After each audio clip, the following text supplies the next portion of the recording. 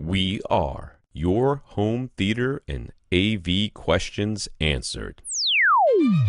This is AVRant. Want your home theater or AV question answered by Tom and Rob? Send it to question@avrant.com. Welcome to another edition of AVRant. I'm Tom Antry, and I'm here with Rob H. This is AVRant. It's your home theater and AV questions answered. And Tom, I watched two movies this week because I watched a movie with my parents. So that got I watched Spider-Man Spider-Man No Way Home. Okay. With my wife and son. And I know she doesn't listen to this podcast, but if she does, why do you want to sit through these movies with me when you don't enjoy them? Okay. It sucks all the enjoyment out of the movie for me no. to have you be obviously bored in the entire time.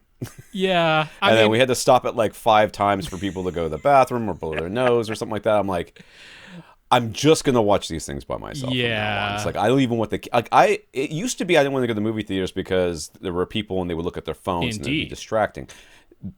Now I don't want to watch movies with anybody at all. Period. Like you're all killing it for me. And No Way Home was like so much designed to be an audience experience together. Like they put in applause breaks so much into the movie. Yeah, they absolutely did. They're like, people will definitely be cheering and whooping in the theater right now, so let's not have any dialogue. Let's just have somebody wave. That actually made some of the scenes kind of slow. You know what I mean? I was like, that's what I'm getting at.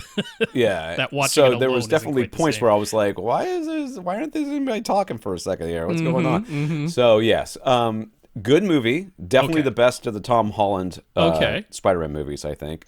I still don't think it's the best Marvel movie by a long shot, but it is.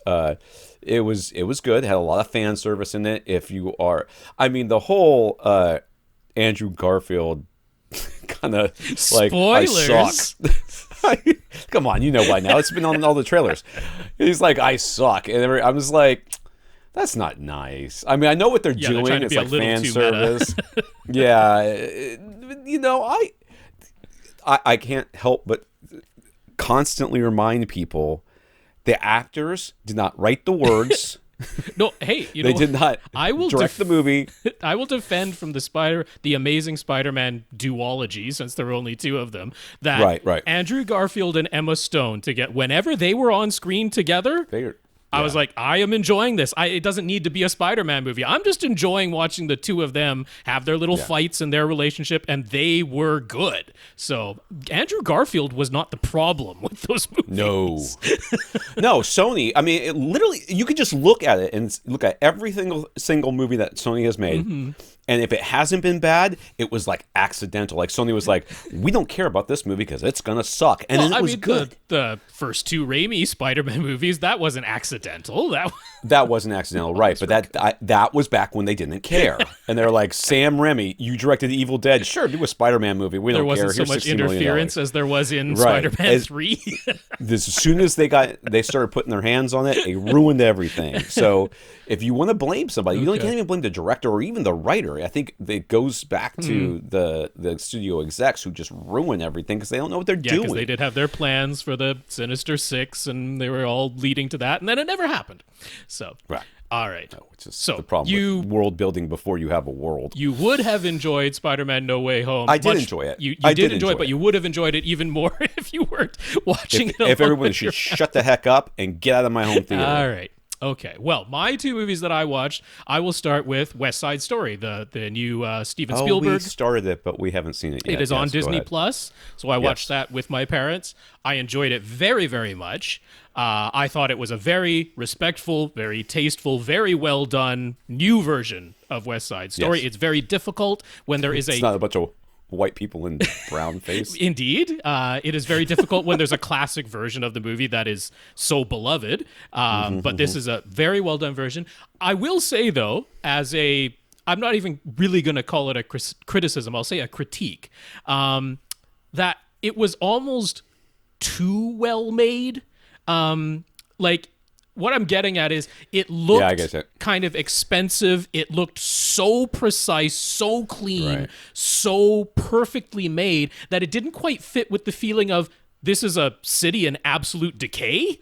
Like that's the setting. And then everything about the production of it is so top notch that I'm like, well, that just doesn't quite feel right. Like you almost want some film grain. You want some film grain. You want some handheld camera, maybe something that just gives you the feeling that this isn't like a $1 billion production in a city that's supposed to be in ruins. So for me, there was that little bit of dichotomy. Rachel Ziegler, what a voice. Holy cow. And on most movies, like most actors are rail thin if you see them in real life. But on screen, because they've been flattened down to 2 dimensions, they don't quite look that way. She looks tiny even on screen. So I don't know physically how large she is in real life, but she looks like she's going to disappear at any moment. But somehow, what a voice that comes out of her. So that every time she sang, I was like, wow, awesome. I can see why he fell instantly in love with her. We need to watch that movie. That is a movie my wife will enjoy, so I can enjoy it as well. But that'll be nice for me. I did think that Ansel Elgort as Tony, as the male lead, he didn't feel quite charismatic enough. Like, I want to completely 100% understand why Maria instantly falls in love with him too, and that kind of happened in the older version. He's so charismatic. I'm like, yep, they just looked at each other and fell in love, and I buy it.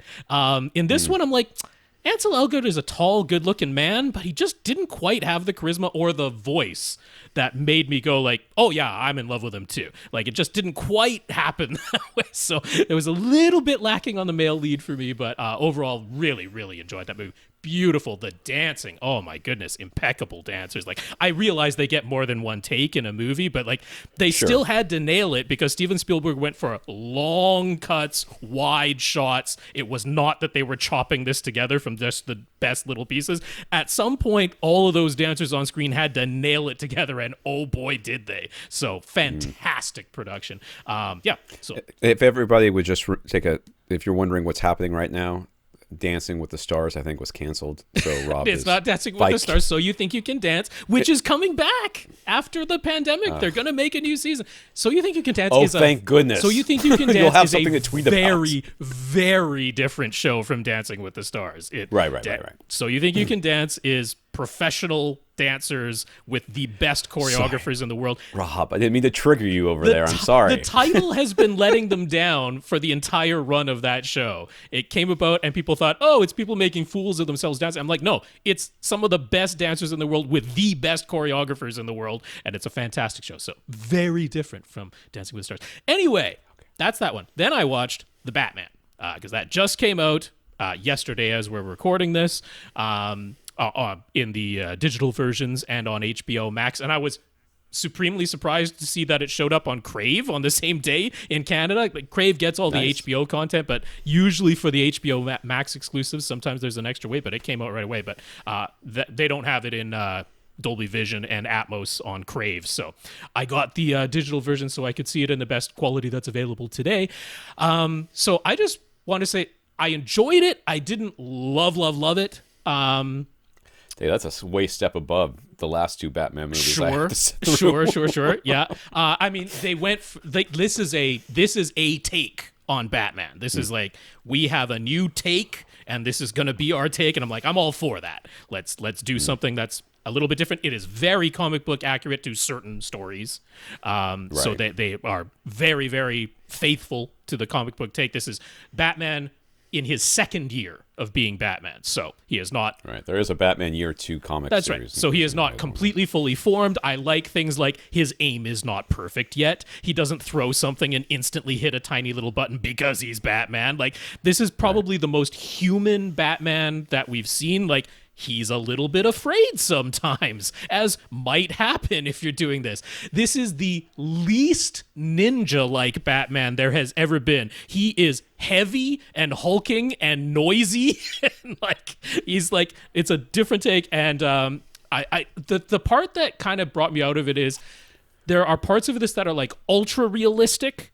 Like the most realistic Batman. Like I love that his gauntlets are like very functional, and you know how Batman always has those like little fins that stick out of his gauntlets. Yeah. And like in the Tim Burton Batman, purely cosmetic. In the Christopher Nolan Batman, they tried to make them into like it's kind of like a military weapon, and he can shoot those things out of his gauntlets. Which he never did, but whatever. This one, he's got stuff like just attached to his gauntlets because that's a good place to have it. And the only reason he's got little fin-like things in his silhouette is because he wears gloves. It's not easy to grab things quickly when you're wearing gloves, so he's got like little handles on there so he can quickly take stuff off of his gauntlets. That's why there's little things sticking off. So it's like realism like that I really appreciated those details. But then some of the things that happen, I'm like, why is this completely unrealistic in this moment? Like, it's fine. It's a comic book movie. So some comic book things happen. Apparently, explosions kill no one. No, there's no concussive blasts. Just throw you through the air. They don't liquefy your internal organs. But I was like, they had opportunities here where I was like, man, why wasn't that a real stunt? Like a real stunt that was less spectacular than what you can do with a CGI character, right?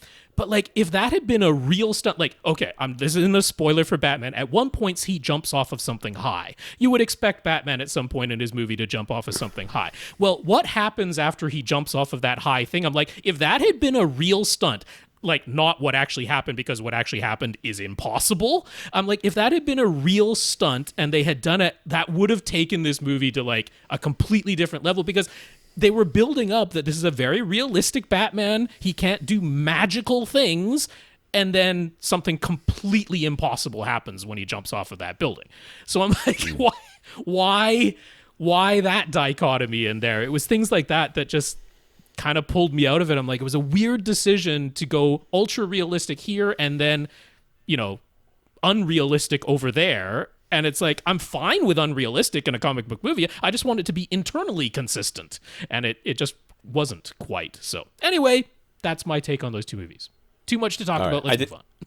I did see one other movie this weekend. It was a Netflix original movie called Metal Lords. Metal Lords. Okay.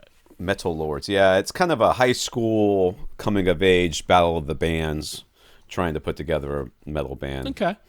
Sort of thing. Fine movie. The main character's the actor's name is Jaden Martell. I'm looking at it right now. I don't remember what the character's name is. And he's the geek one who seems to be on the autistic spectrum slightly. And then there's the other character, the second main character is Adrian. He's sort of the metal guy who's driving. He is the vehicle that drives the movie. He's the motivation for the movie. And while the actor is good, like you said about West Side Story, this is what made me think about it. Like you said about West Side Story, he doesn't quite. It's like having not Jack Black do School of Rock. Sure. You know what I mean? Like Jack Black made School of Rock because if it's just the story, could carry that movie. It doesn't quite hold up. You got to have the performance. You got to believe that this person is that dedicated to this thing. And some of it was a little bit in the writing and the directing. There was definitely some cuts, some edits in this movie where the actor, you could tell, was not done with the reaction to what had just been said or done. And then they would cut to another scene. I'm like, nah, should have waited. You know what I mean? We needed to see what was going on in order for that scene to really hit.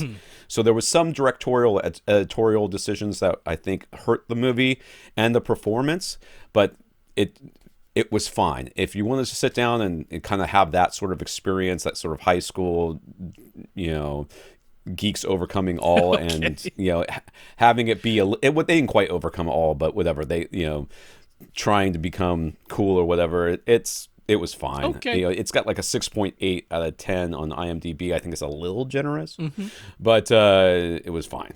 So okie doke. I don't know. Didn't love it. We watched a lot. Didn't love it. Didn't hate it. All right. It's AVRant podcast that answers your home theater and AV questions. To get your questions answered, all you have to do is ask by emailing us question@avrant.com. You can go to avrant.com, see and listen to and follow links to view our old episodes, elder episodes. all 804 of them by the time you hear this. That's right. So there's a lot. Let's see here. You can go to facebook.com/AVRant podcast, youtube.com/AVRant. Contact Rob directly, rob@avrant.com. His Twitter's @FirstReflect. I'm Tom at avrant.com. My Twitter's @avrant_Tom.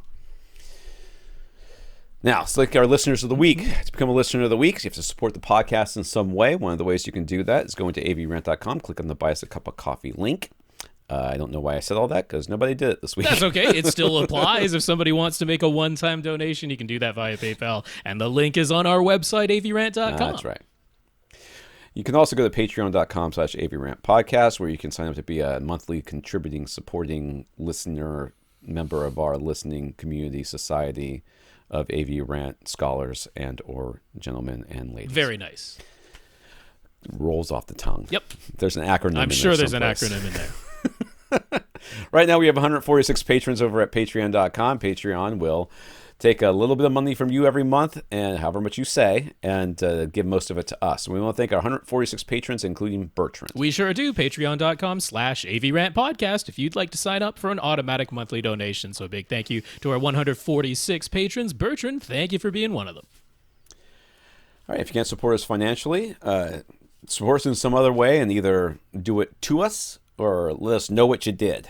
So in this case, Peter did something to us. He sent us a Movies Anywhere code. It's for Spider-Man No Way Home, which is the code I got last week from somebody else.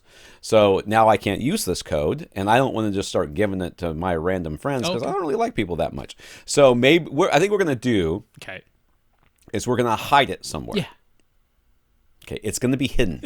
Accessible, but hidden. Accessible within the confines of this episode. Yes. All right, so there will be, this episode will be posted. Yes, it will. And once it is posted, you will have to search through the episode information. I mean, there's only so many links, so, it's a finite number. It might be a link. It might be hidden in some sort of, Da Vinci-esque code within the image. I ain't coming up with that, so you do that, Tom, if that's what it's going to be. Could be something. So whoever uses it first gets it. Okay. So it will be someplace. So we're not really supposed to do that with Movies Anywhere codes, but there you go. Movies Anywhere, come at me, bro. What do you want me to do? If somebody sees a code and puts it in, then who's to say where they found it? Who's to say where you got it? Who's to say? We didn't do it. Legally speaking, we didn't do it. No, it wasn't us. This could be our very late April Fool's joke, just to make you guys click on all of our links. There you go. Could be. So thank you, Peter, for that. Thank you, Peter. Also got some pictures to be used on AV Gadgets. Got permission from Keyshawn and Dane. Keyshawn, I think last week, he sent in some pictures, and I said, I don't love you if you won't let me use your pictures. And he said, but I want you to love me. Use my pictures. Conversation went exactly like that. Verbatim. With that tone, by the way. Keyshawn, that's what he sounds like. I don't know why I always want to put an R in there. I don't know either. But Keyshawn, Dane, thank you for having that permission for Tom to use your photos on avgadgets.com, where Tom is the editor-in-chief. I have not downloaded them yet, Keyshawn, and cropped them and resized them. So they won't show up yet, but they will someday, hopefully. I think everybody who's ever sent me a picture has gotten their picture in someplace on that website. I can't guarantee that that's happened. I know the oscilloscope ones haven't gone in yet because those are very specific, and I haven't written an article that would have anything to do with them. But they will, because I know they're there. They're even on the top of my head. Notes of gratitude for keeping the podcast going during whatever's happening in the world these days. Always something. You know what makes everybody feel better about what's happening in the world is if we stop tracking all the bad stuff and talking about it. Then it doesn't happen. It doesn't happen anymore. We just don't know about it. Yeah. It's just like growing up in the 70s, like I did. You grow up in the 70s, and kids stayed out as late as they wanted because their parents didn't have anybody take care of them, and sometimes they didn't come home, but nobody talked about it, so it didn't happen. All right, notes of gratitude from Peter, Nathan, Jorge. He said he got a bit behind on episodes, but wanted to say congratulations on getting 800 episodes and then some. Thanks for all the support you provide your listeners. Here's to many more episodes. And Gurinder, who says, is there a way to get a printed version of my book, Touch of Pain? There is not, though you could buy the regular one and print it, I guess. I mean, I'll send you a PDF, I suppose, if you really want to print it, but I don't know. No. Okay, so people have asked me this before. It's like, but I would rather have the printed version. I'm like, everybody tells me that, but I can tell you from knowledge that I have of the printed version of my first Bob Moore book, No Hero, that the vast majority of the printed copies were purchased by me for use. I see, yeah. Of handing out to people and lending them, and then they never gave them back. So, I'm not doing it. It's a lot of work to reformat it for printing, and I don't want to. So right. I'm sorry, Gurinder. I appreciate that you want to have the printed version, but I'm sorry. It's so much work for so little return on my part. All right. That's fair enough. Fair to ask, because I mean, you never know if you don't ask. So and fair on all honestly, sides. If I thought that it would increase sales, 1%, I would do it, but it doesn't. He also says he was hoping we would be willing to mention his niece's self-published novel. It's called The Orb Oracle. Orb Oracle. She's 12, and she started the book when she was 9. She drew the cover art herself as well, and he thinks it's better than anything he could have done. And Gurinder, I'm sorry, I cannot use my platform to support anybody else's. Yeah, it can't be done. Work. No. I can't do that. I'm sorry. So, despite showing the cover on YouTube and talking about it just now, it's just not something we can do, Gurinder. I'm very sorry. We have to keep our integrity. Okay, this is all about me and Rob, but mostly me. Okay, in case you're wondering what's important here, it goes me, Rob, me, and me. That's the order. Sometimes we skip number 3, just in case. So many things that have already been mentioned in the intro of this podcast that just didn't happen. Didn't happen. It didn't happen. That what I'm showing on screen right now, not on screen. Nope. Not there. Not on screen. We would never support... because it just sets a bad precedent. You will understand, Gurinder, right? Because if we did that, then everybody would be writing about their niece's books, and then we would have to talk about them every single time. So common. And I don't see your niece buying my book, do I? It's not appropriate for her, probably. I don't know. I don't know what kind of reading level she's at. So if she's not going to support me, why would I support her? All right. I mean, I don't even know her name. I guess I probably could click on this link right here and figure it out. but I can't click on the link because that would be supporting her. You understand the catch-22 I'm in here. Mm-hmm. It's sad. In reality, I'm not saying the name just because she's 12. I'm not really sure. I mean, it's on the Amazon, but I hope she used a pseudonym. If she did use a pseudonym, I hope she gave herself a title like Lady or Baroness or something like that, because I think that's what I would do. All right, in the news here, RSL has introduced the SpeedWoofer S10 Mark II as an update to their 10S, whatever. Yeah, I'd like to say that I can blame that on. I'm not like to, but I would say I would blame that on dyslexia, but it's not. It's just me being unable to read for whatever reason. And the whole what's the name that I keep wanting to Kershawn instead of Keyshawn. My mom does this thing, and she can't help it. It's some sort of speech impediment where she adds R's into words. Like she doesn't say thing, yeah. She doesn't say awesome. She says arsome, and she's done it her entire life. Washington. Now I don't. Yep, she washes stuff. I don't do that, but sometimes I do. So I think it's just from hearing that for so long. So whatever. RSL has introduced the SpeedWoofer 10S Mark II. It's an update to their popular SpeedWoofer 10S sub. The Mark II costs $450. Dimensions remain the same. Basically, it's a 16-inch cube, but the amp gets bumped up to 400 watts from 350. It now has two DSP tuning options, with the music mode matching the original 10S's 25 Hz extension, but with a higher output capability, or the new LFE mode that extends down minus 3 dB at 22 Hz. So you get another getting darn close to that 20 Hz level. Yeah. pretty close. For $450, that's not bad. And that's it's so very hard to make a subwoofer that dips down to 20 hertz and then get it. Well, I'm real happy this thing exists, because I'm always looking for a sub that's $500 or under, and I can get behind under this. $500. The SpeedWoofer 10S was already really good, and now they've made it even better. It is a bit more expensive. The 10S used to be $400, and now it's $450, but that's still pretty darn reasonable in today's subwoofer landscape. Under $500. And 25 versus 22, I know it doesn't seem like much, but in my brain, that's huge. My brain, it's only 2 hertz versus 5 hertz, which 5 hertz sounds like a lot more. And, whatever. So the slot port is on the back now instead of the front, so we get to listen to all the people talk about which direction they should face their subs. There's a fully variable phase plus an optional wireless add-on for $50, so you're right at $500. Yep. RSL is also trying to make it easier to audition to SpeedWoofer 10S Mark II in your home. Shipping to you is free. There's a 30-day trial period, and while return shipping is not free, it's the next best thing at a flat $25 if you decide to send it back. Just remember, keeping the box and everything, and getting it back in there, it's not as easy as you think it's going to be.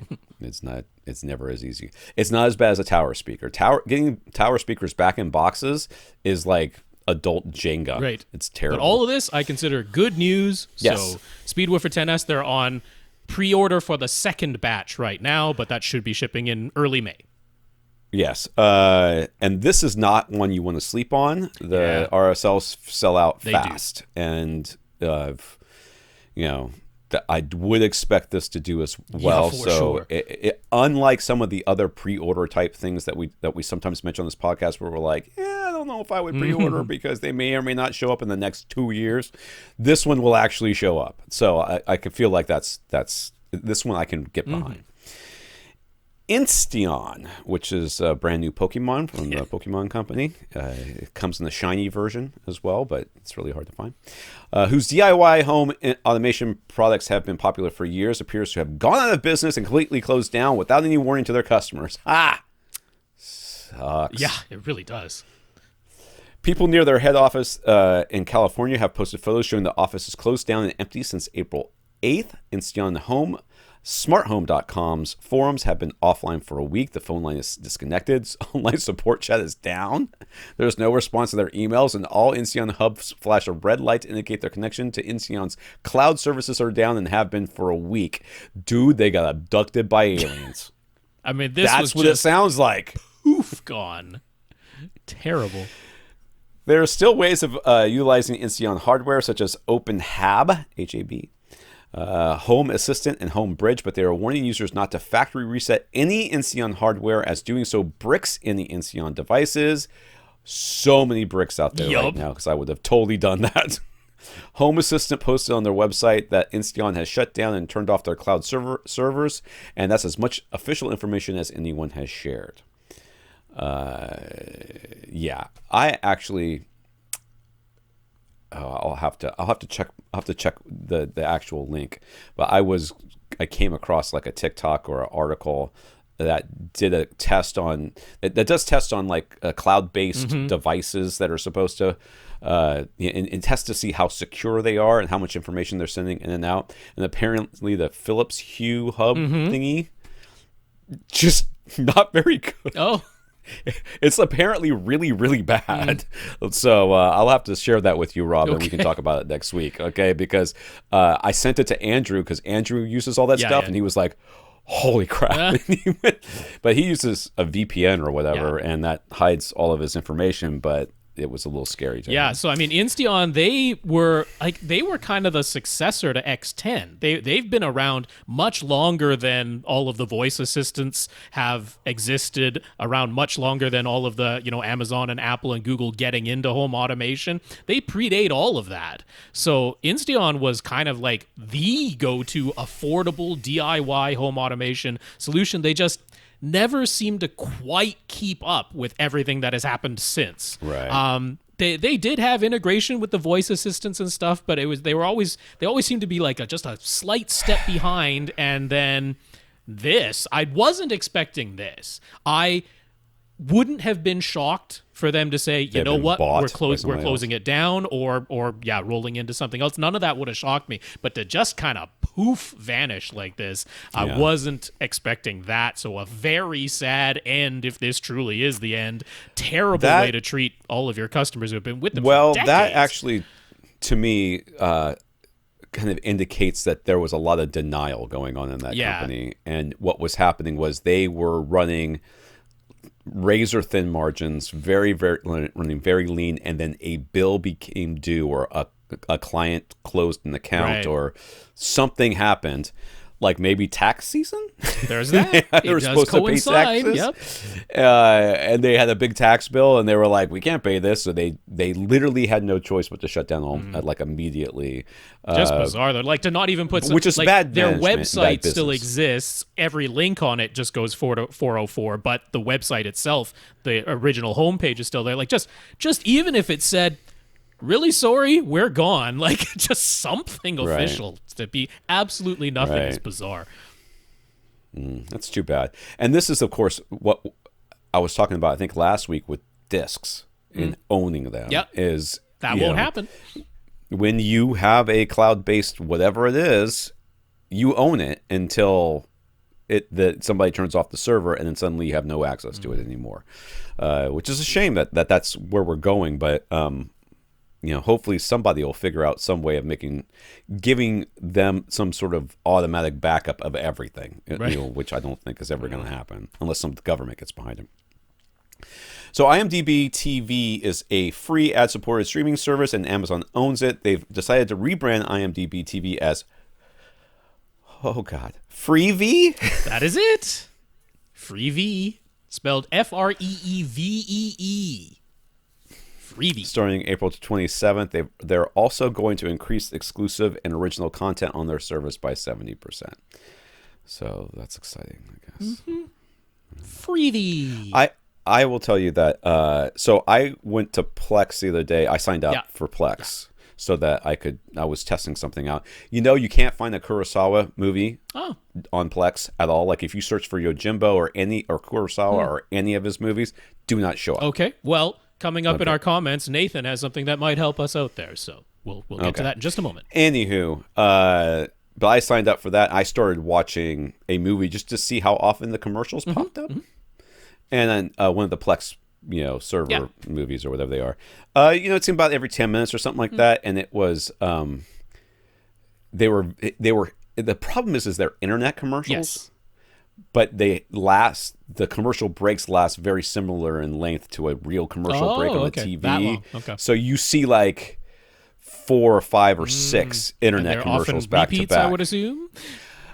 I didn't. Okay, so from commercial break to commercial break, yes, but within the same commercial break, which I have seen, like when Hulu, I had supported Hulu, you would sometimes see the same commercial back to back. Yes, that's right. Just like make this glucose commercial stop. I can't do it. No, I don't care about the Chevy Tahoe anymore. So it wasn't too annoying. It's definitely for me at least. I have gotten so used to not having to deal with commercials that I find any commercial very intrusive. But whatever. Comments from our listeners. James B., a friend of the podcast and installer, has been looking for good universal remotes ever since Harmony remotes were discontinued. He wanted to mention RTI as an option. He's been pretty pleased with the performance for his clients, but it should be noted they are a dealer-only solution, which is something I did know. Not something consumers can buy and set up on their own. RTI's most popular T2 series of remotes cost about $450. They're liquid metal, so they transform in your hands. They can turn into a knife or a spoon, anything that doesn't have moving parts. He says programming them is a little intense, but very flexible. RTI has entire home automation solutions, and they cost a bit less than Control 4 and the like, so just an option to be aware of if you're hiring an installer. I would like to know, James, in a normal home theater that has like a game system, maybe a Plex server, maybe a like an NVIDIA Shield or something like that, a disc player, a receiver and a TV. Like, how much does that cost for a remote solution? Because that's the question that no one answers because they don't want to. because they don't want to pigeonhole themselves into having one specific price when they don't really know the complexity of the job. But I would like to have a price range, because there are, like, my mom is just beside herself because the harmony's not working as well as it should. And for whatever reason, it stopped controlling. They have the Hios bar. Yeah. And the Hios bar would not respond to the harmony commands at all. And I have no idea why. Like, I cannot figure it out, because it works on the IR remote just fine. It works on the Hios app just fine. But it will not allow it will not change inputs or change volume because on the harmony app or from the hub. I put a blaster right in front of it. It has an IR receiver in the back. Put a blaster behind it. Will not respond to any of that. So I don't know what's wrong with it. She's beside herself. But if I offer them the solution, hey, I know I bought you the sofa baton thing, but what you really want is you want it to work all the time and you don't want to have to call me. I would like to have an idea of, like, if we called a custom installer, how much is it going to cost for it? And all they have is a cable box, which, by the way, the Harmony has never been able to control from the get-go. It just won't control the cable box. It won't turn it on and off. It will do channels and stuff, but it will not turn it on and off. They have a Blu-ray player and just the Hios bar and the TV, and that's it. Anyways, so James, get back to me. Nathan was glad that we shared the info about Plex's new universal search and watch list feature last week. He wanted to make sure everyone knows about JustWatch.com. It's a very similar idea with universal search, watch list, and discovery, all for free. You can pay $3 a month for JustWatch Pro in order to remove ads and give you even more control over your searches. And there are JustWatch apps available for Apple, Android, Fire TV, Xbox, and LG and Samsung TVs. So there you go. Yeah, so not quite as ubiquitous on the app front as Plex is. So, like, Plex has an app on essentially any device you can think of. JustWatch does have apps on a lot of devices, but not quite as many. But yes, if you are just using the search on your phone or on your laptop, very, very comprehensive. I did use this previously. In the past, I found that some of the results in Canada, because they are kind of US-centric, although they're in multiple countries now. In the past, I found that the results in Canada were sometimes not comprehensive and sometimes a little incomplete or out of date or something like that, but they seem to have improved that significantly. I haven't gone to JustWatch in a while, so now that I'm looking at it, they even, for example, found and list the stuff that's free on Plex. So you can do that way. Now, of course, the one thing you can't do on JustWatch is if you have your own local content, discs that you have backed up into a Plex library, JustWatch isn't going to find that, whereas Plex's own search will. But yeah, fantastic resource. JustWatch has been around for ages. Certainly probably the best search you can do for streaming in the States. And yeah, they do have their apps on all of those devices where they have it, but not quite as ubiquitous as Plex. I just say, hey, it's free to have both. It can't hurt. If one of them doesn't show you the results, try the other one because they're free. So more is better in this case. Okay. Dazz wanted to share his recent vacation experience in the cabin in the Blue Ridge Mountains in Georgia. All seven members of his household came along, and every single one of them complained about the two TV setups in the cabin. He's never been prouder.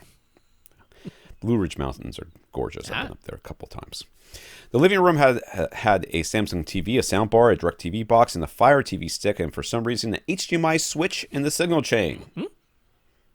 The soundbar could only produce sound from the DirecTV box, no other sources, but there was no pictures. So if you actually wanted to watch anything, you had to use the TV itself or the Fire TV stick, but those only played through the TV's built-in speakers.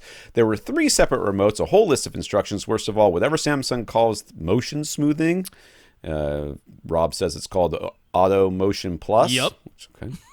Was cranked all the way up. It was completely unwatchable. He wasn't going to go messing around with someone else's wires, but he turned off the motion smoothing. We would have done the same, right? I did not. And the one place I was at, I did not turn it off. I would have rewired their system too. I would have rewired the system too and really wrote notes. So I fixed it. That's right. It's fixed. Took the HDMI switch with me so that you guys wouldn't screw it up against me. Oh, man. But no, I left the motion smoothing on mostly because it was bothering my wife, and it was good to know that she was recognizing that was a bad picture. Hello, Felix. I have never, ever seen a Samsung TV that does not have an optical audio output. So even if ARC was because there were older soundbars that didn't have ARC, for example, and maybe it was that. But I've never seen a soundbar and a Samsung TV that don't have optical. So that's probably the connection, probably why there's no picture, because this person probably thought, hey, everything else is a single wire connection, and this is one wire. So that could probably explain that. I would have rewired stuff. I would have got it working. I would have rewired it. Yeah. Then the lower level had a game room / theater. He has theater in quotes for what is probably going to be obvious reasons in a second. He didn't note the make of the TV, but there was a Denon X4000 receiver connected to 5 Bose Cubes. No subwoofer, or even the little Bose bass module piece of crap thing. He doesn't want to just complain without being constructive, so he just wants to say to anyone with rental property, a modest setup is perfectly fine, but grandma should be able to watch TV without a hassle. Felix, what are you doing? There are dog distractions going on. He's a very big dog. And he's been known to grab things and then run. So I had to make sure he grabbed. There's electronics over there.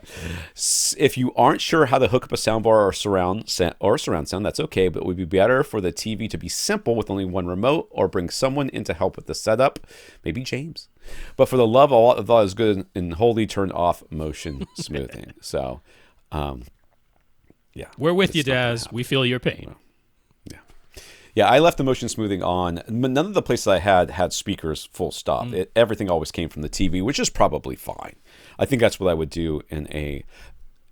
I mean, I think you make the setup as easy as possible, which means everything plugs directly in the TV. The TV speakers are being used, and that's it.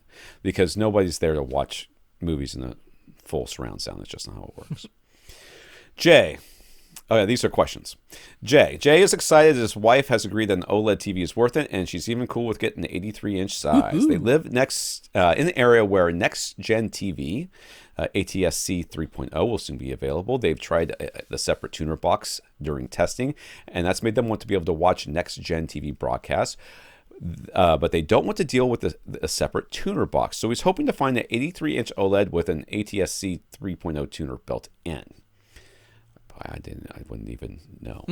He would have gone with the LG C1 since they're down to 4500, but that has only an ATSC 1.0 tuner. Then he checked and discovered that both the Sony A80J and the A90J have the three. I'm going to stop saying the letters because it's bothering me. The 3.0 tuners. So he's got a few questions. Are Sony TVs as stupid about Dolby Vision as their Ultra HD Blu-ray players? Do you have to manually turn Dolby Vision on and off, or does it automatically detect it and switch it when it should? I'm going to guess the second one.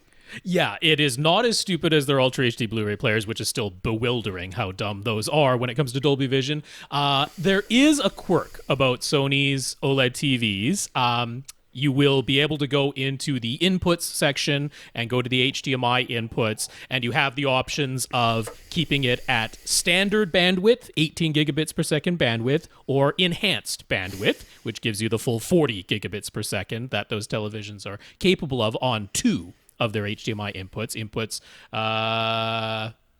3 and 4, I think it is. Might be 2 and 3. Anyway, 2 out of the 4 inputs can go up to 40 gigabits per second, and setting the HDMI inputs to enhanced basically unlocks that. It makes them 40 gigabits instead of 18 gigabits. But on the Sony televisions, the way they've implemented Dolby Vision is it's either you can have 4K 120, so the regular enhanced setting will give you 4K 120 capability, or you can have Dolby Vision. You can't have them both at the same time. So there is a second option, which is enhanced, and then in brackets, Dolby Vision. So it's very obvious which one you need to choose if you want to do Dolby Vision. But if you're doing Dolby Vision, if you choose enhanced Dolby Vision, then you max out at 60 frames per second, and that's for everything. It's not as though only Dolby Vision is limited to 60.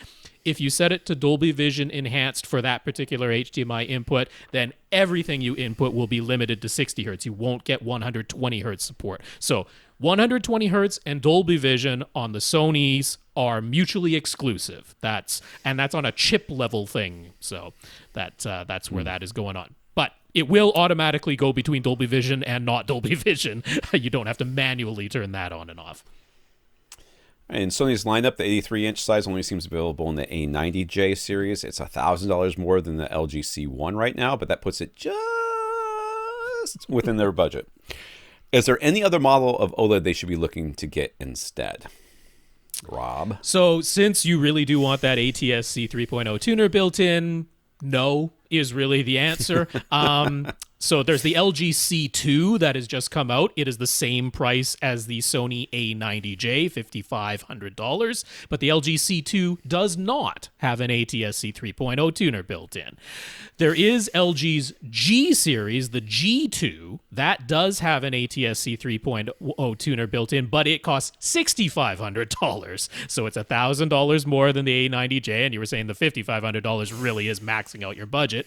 There is, of course, 2021's LG G1, but that wasn't available in an 83-inch size. So in order to get everything that you want, Sony's A90J, the 83-inch size, has ATSC 3.0 built in. $5,500 is expensive, but it's just within your budget. So it checks all the boxes. Nothing else does. And there is not going to be an 83-inch A90K. The A90J in the larger screen sizes is staying put for this year. So you don't have to worry that there's going to be a replacement from Sony during 2022 that makes the A90J obsolete or something like that. So it really is the choice for you. On the gaming front, he doesn't have a PS5 or Xbox Series X yet. He actually just got a PS4 Pro about a year ago, but he'll be keeping this OLED for a while. So compared to the LG OLEDs, how's the A90J for gaming? Well, I mean, if you do that one thing, you only get 60 frames per second. Yes, so. And there is one more additional wrinkle to it, which is, I mentioned you go into those HDMI input settings and you can choose standard, enhanced, which gives you up to 4K 120, enhanced in brackets Dolby Vision, which gives you 60 hertz max all the time, and then the ability to do Dolby Vision signals. And there is actually now, after the most recent firmware update, a third enhanced option, which is enhanced and then in brackets VRR. For variable refresh rate.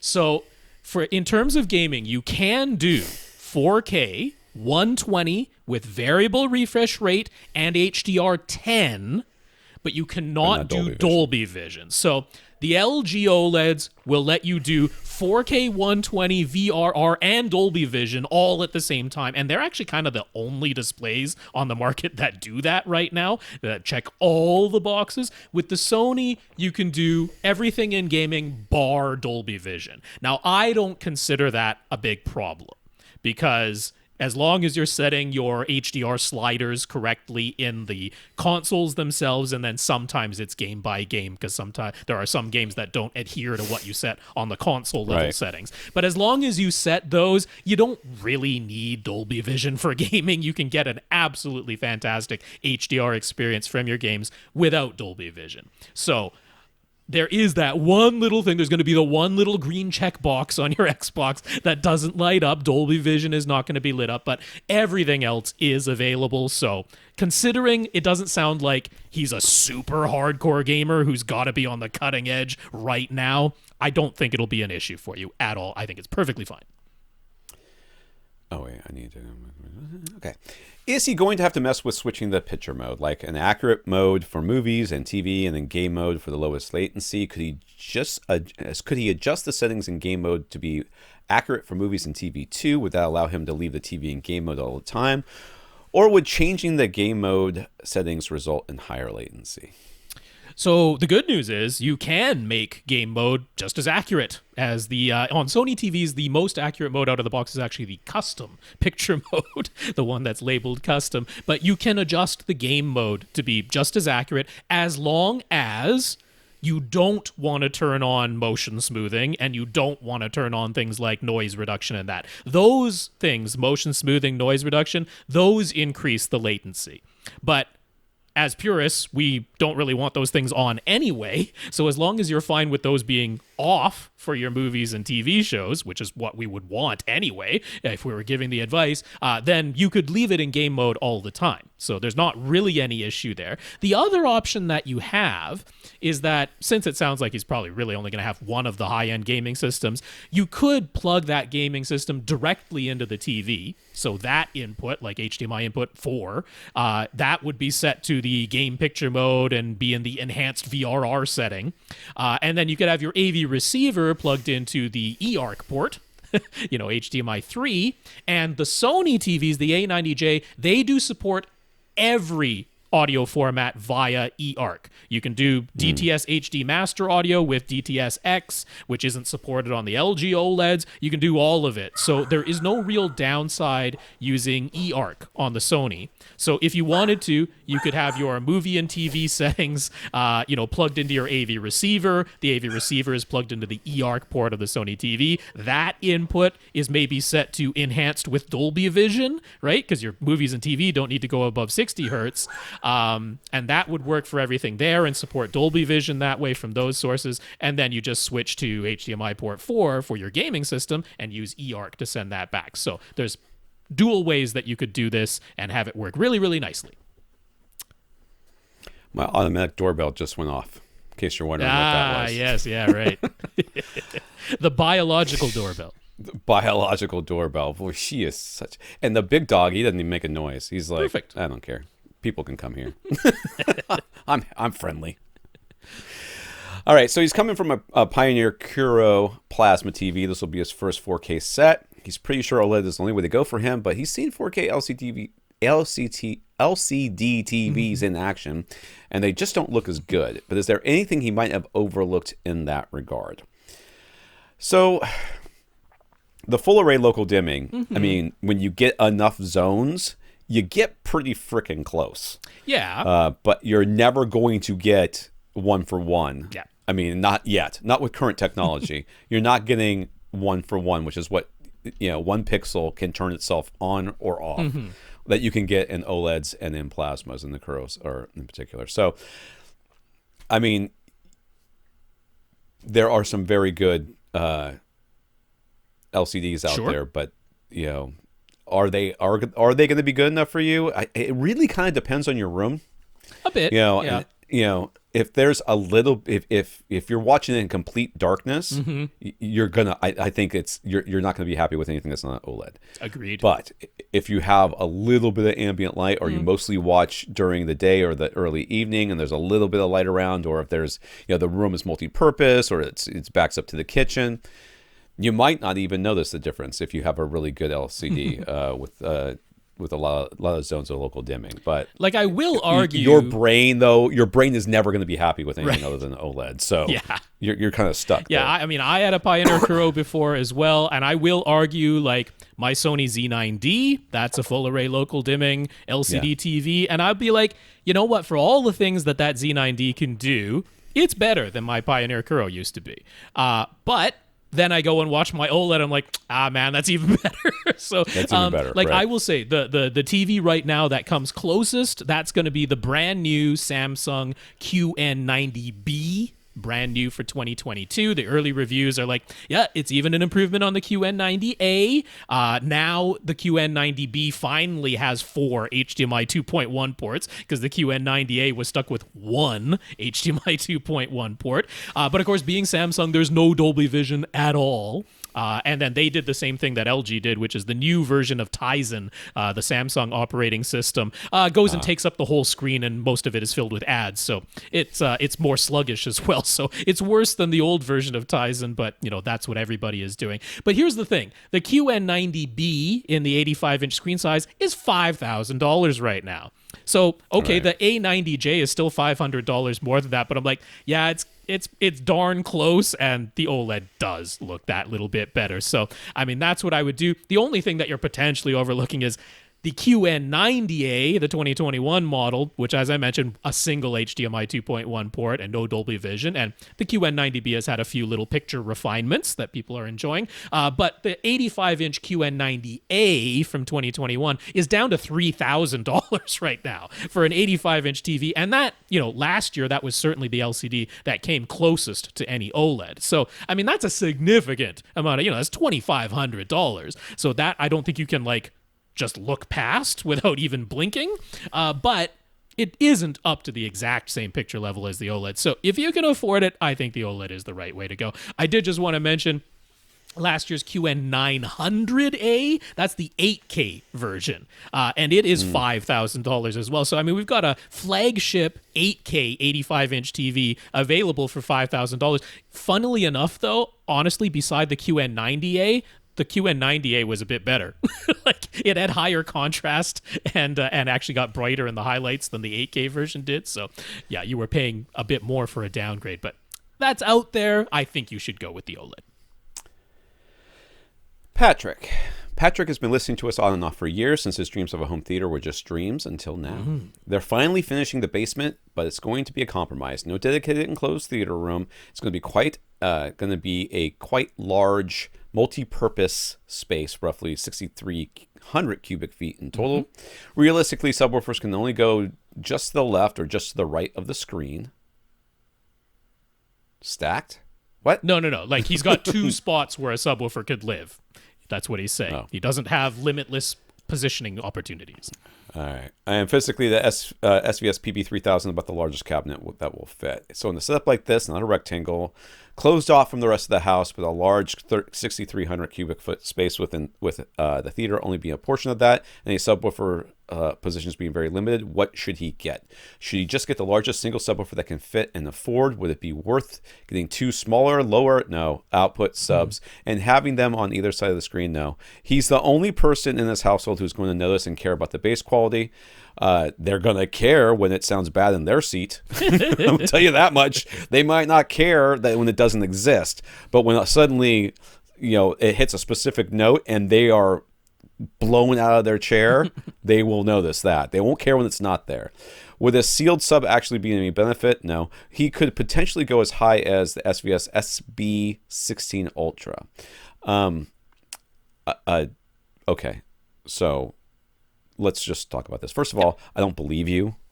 I don't believe you. I don't believe that there's only two spaces for these subs. I don't believe you. I could see that if they're only thinking gigantic box. I could see that being the case.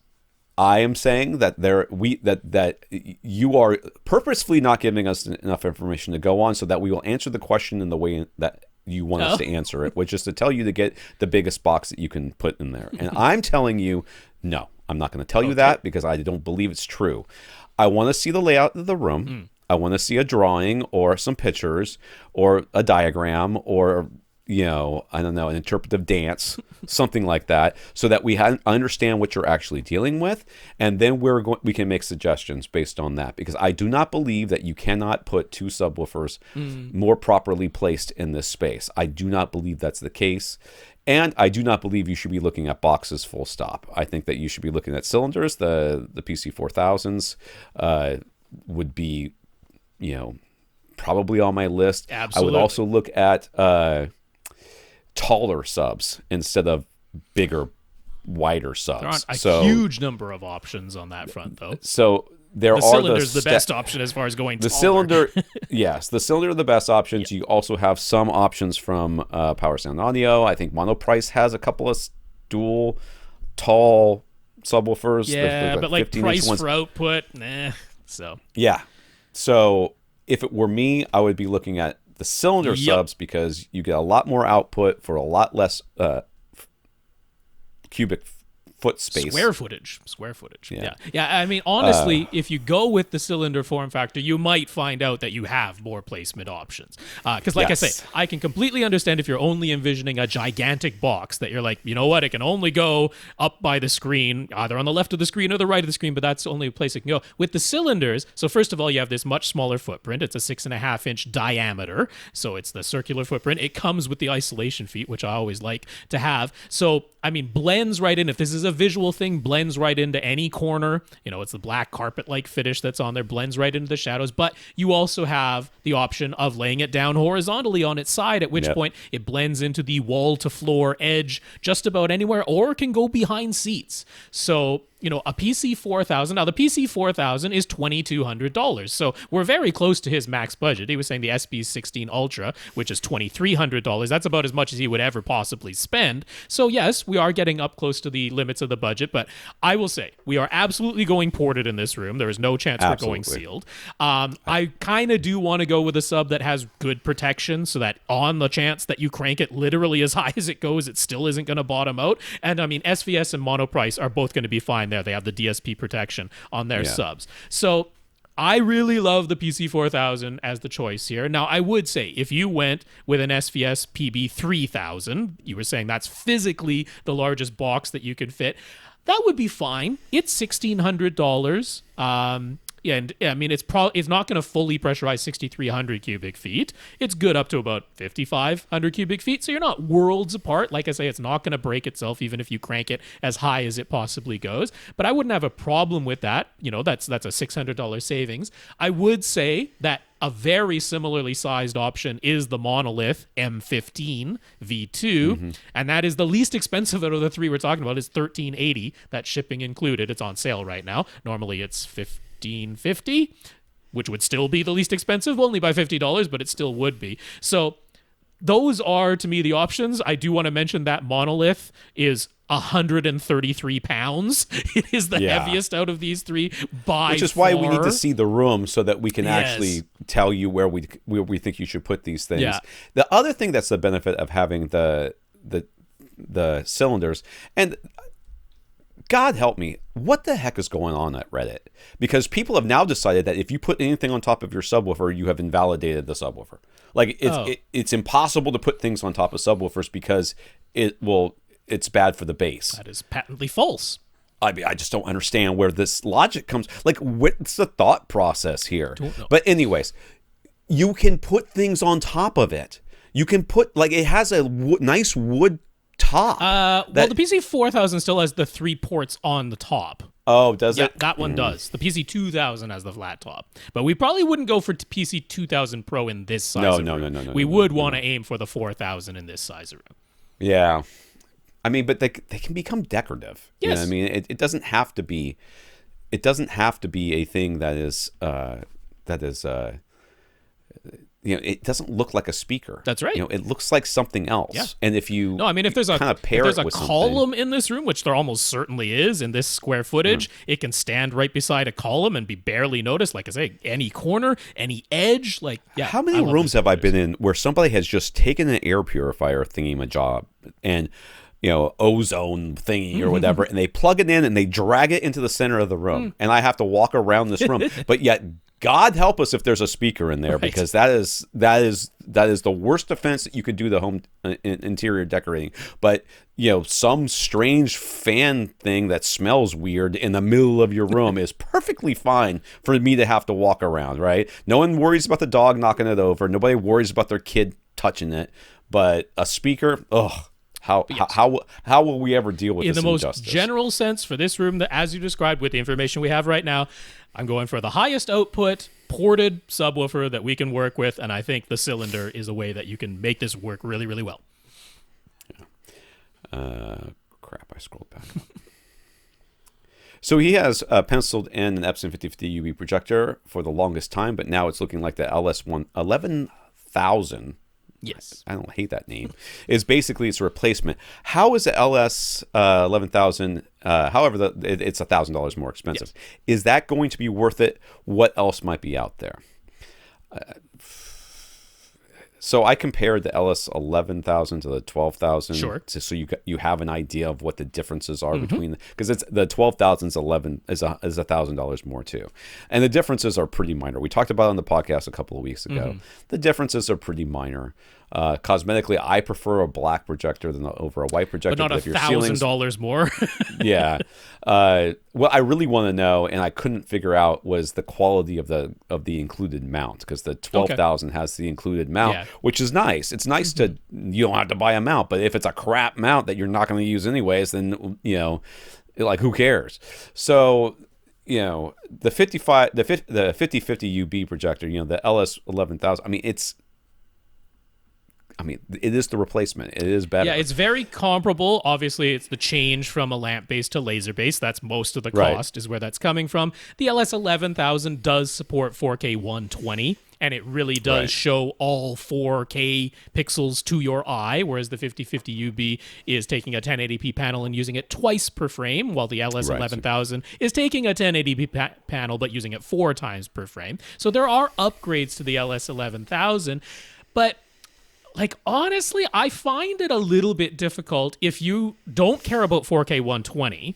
Right. And lasers aren't enough to sway you just because they're lasers. I do find it a bit hard to justify because in terms of black level and contrast, and those are the most important things, the 5050 UB is still a fantastic performer, and it still has all the niceties of the motorized lens and the huge lens shift and the huge lens zoom range that it's got in there.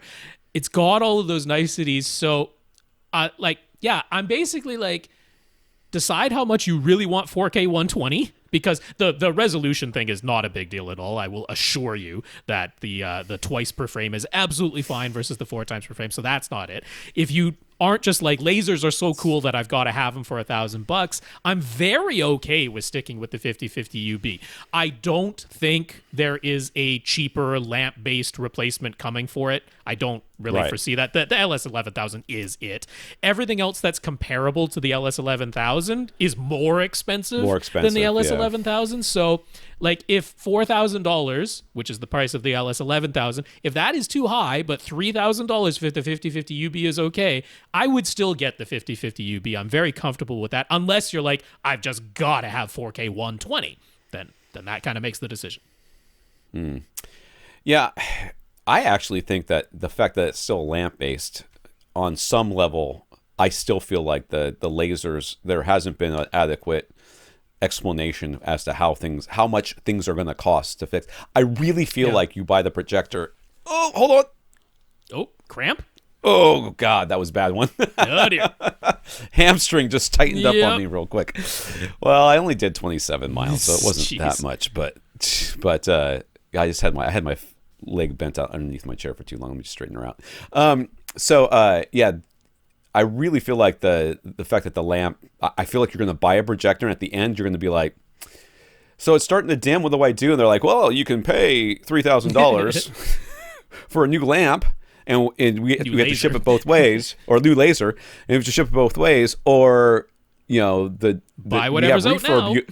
We have a refurb unit for $4,500, and you'd be like, no, I mean, they mostly talk about the laser-based projectors as, you know, the 20,000 to 30,000 hour laser life, and they're just like, that's it. That's your, you know, the lifespan is so much longer than the 3,000 hours of a traditional lamp that's what you do, and when that gets too dim, it's going to be time for a whole new projector. That really is the way they're coming at it. Yeah, I don't think so. So, if it were me, it doesn't sound like you're really ready to buy as of yet. Mm-hmm. So I would wait. I would continue to wait. I would keep my eye on the 5050, and I would actually check Epson, keep an eye on Epson's website, because they do sell, you know, I mean, like the 5040 or whatever it was that came out, that the 5050 replaced, they sold, you know, B stock for a while that were at insane prices, and that might make this decision real easy for you. So, but that all depends on whether or not you want the 4K 120. Yeah. So if you really want the 4K 120 because you're a gamer, well, then your decision's made for you. Yep. But if you don't care about that and you're just like, well, I mean, it's about black levels and this, and I don't really know. Yeah. It's going to come down to price. And if you can make that price delta big enough, it will make the decision for you. And if it's not that big, you'll be like, oh, I would rather have the better one. There you go. Scott is planning his acoustic treatments. Every inch counts in his room, so he was trying to find treatments that are as thin as possible while absorbing frequency as low as possible. That is not how physics works. Yeah. So he's used products from a brand called Kinetics before, but not their acoustic treatments. They have fabric rack panels called VersaTune that they claim at 2 1/8 inch thick absorb lower in frequency than standard 2-inch thick panels. They do, because of the 1/8 inch. That's an 1/8 more insulation. They say they use a composite core that is a bit less effective at absorbing higher frequencies, but more effective at absorbing lower frequencies than traditional insulation. Do we have any knowledge or experience with this? Can we explain how they might be achieving this?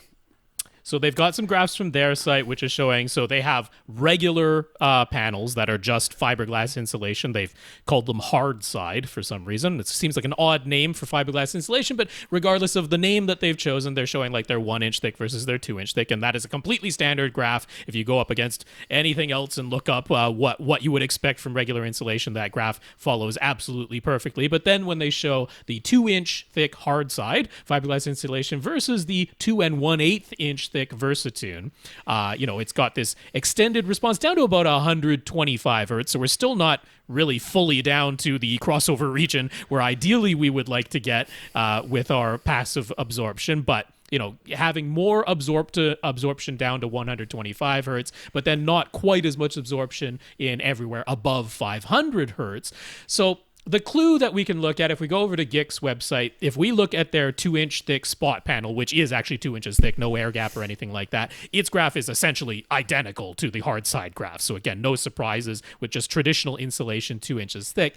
Now, they don't have what they call their range limiter, which is like a membrane that goes in the front. They don't have it in their 2 inch panels. They only have it in their 4 inch or thicker panels. But if we examine what the graphs look like of the 4 inch panel with the range limiter versus the 4 inch panel with no range limiter, we see a very similar type of graph as what's going on with the VersaTune at 2 inches versus the regular 2 inch insulation. It's a very similar extension down a little bit lower, about an octave lower, but not as much high frequency absorption. So if I were to guess at what could be going on, they say composite core. I'm wondering if it's really more like combination core. I'm wondering if they just put in some kind of membrane in there, because maybe that's your extra 1/8 of an inch. That's what it sounds like. They just cut that 2 inch in half. That's and right. Then sandwich something in there. Yeah, because I was thinking it was some sort of resonator that would absorb lower frequencies. I mean, the membrane which is essentially essentially what you're describing. Yeah. I mean, to me, I don't know for sure, but I'm just kind of